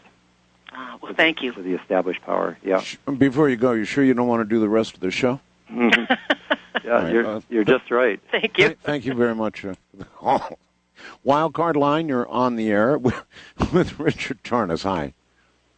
Hello, Art. Yes, sir. It's first time calling here, and that's the first time I've tried. Okay, well, you've got a big cell phone echo, so you're going to have to get to your question pretty quickly. Yeah, I'm in a hallway. Oh. I'm on a cell phone, in fact. Yeah, it sounds like you're in a dungeon, but go ahead. I was just wondering that, Richard, you mentioned that the moon has the power of over the human being. I was just wondering what kind of effect has that had in human history? Was the question about the moon? He was talking about, yes, the moon, and how much effect it's had looking more at all of human history. That's a pretty interesting question. Well, the major historical epochs have coincided with the outer planetary alignments because those last for several years at a time, while the moon is something that it goes around the Earth every month, and every alignment of the moon lasts only a few hours. So, in terms of the major historical epochs, the moon is a minor factor compared with the outer planets. So we're like a very frequent sine wave in the bigger picture, but still, one can imagine the rest of the scenario just based on what they observe with the moon, because it's really radical from a human point of view. That's right, and it's a constant presence, though it seems to more in terms of daily experience. It's something that affects more the the moods of the hour, so to speak, rather than the zeitgeist of an epoch. Yeah, got it. East of the Rockies, you're on there with Richard Tarnas. Hi. Hello. Hello. I had a quick question about if you're born like in the middle of like right on the edge of two different like signs or whatever, does that have some sort of effect? Well, I'm not meaning to ask like advice. Like not giving my no, it's all right. Look, the question stands. Yeah, that's what's called being born on the cusp. That's right. And yes, I mean the astrological tradition has always held that you get a kind of participation from both the qualities of both signs when you're right there in the middle. Huh. Sort of a split personality, be another way to put it. Split or a kind of blend. West of the Rockies, you're on the air with Richard Tarnas. Hello. Well, good evening. It's such a pleasure to speak with both of you. I'm a long-time listener, but a first-time caller. I'm also a professional certified astrologer through the American Federation of Astrologers and the Association of Great Britain Astrologers, and I cannot wait to read Doctor's book.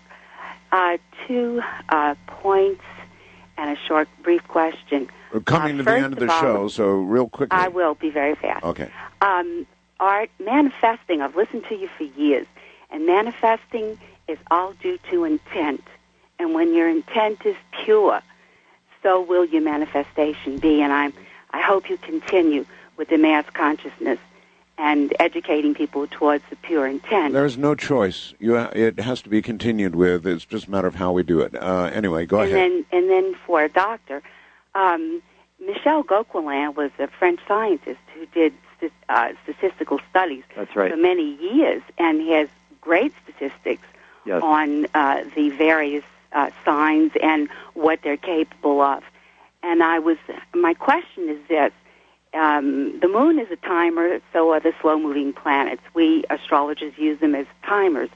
And Nostradamus used mostly eclipses and fixed stars.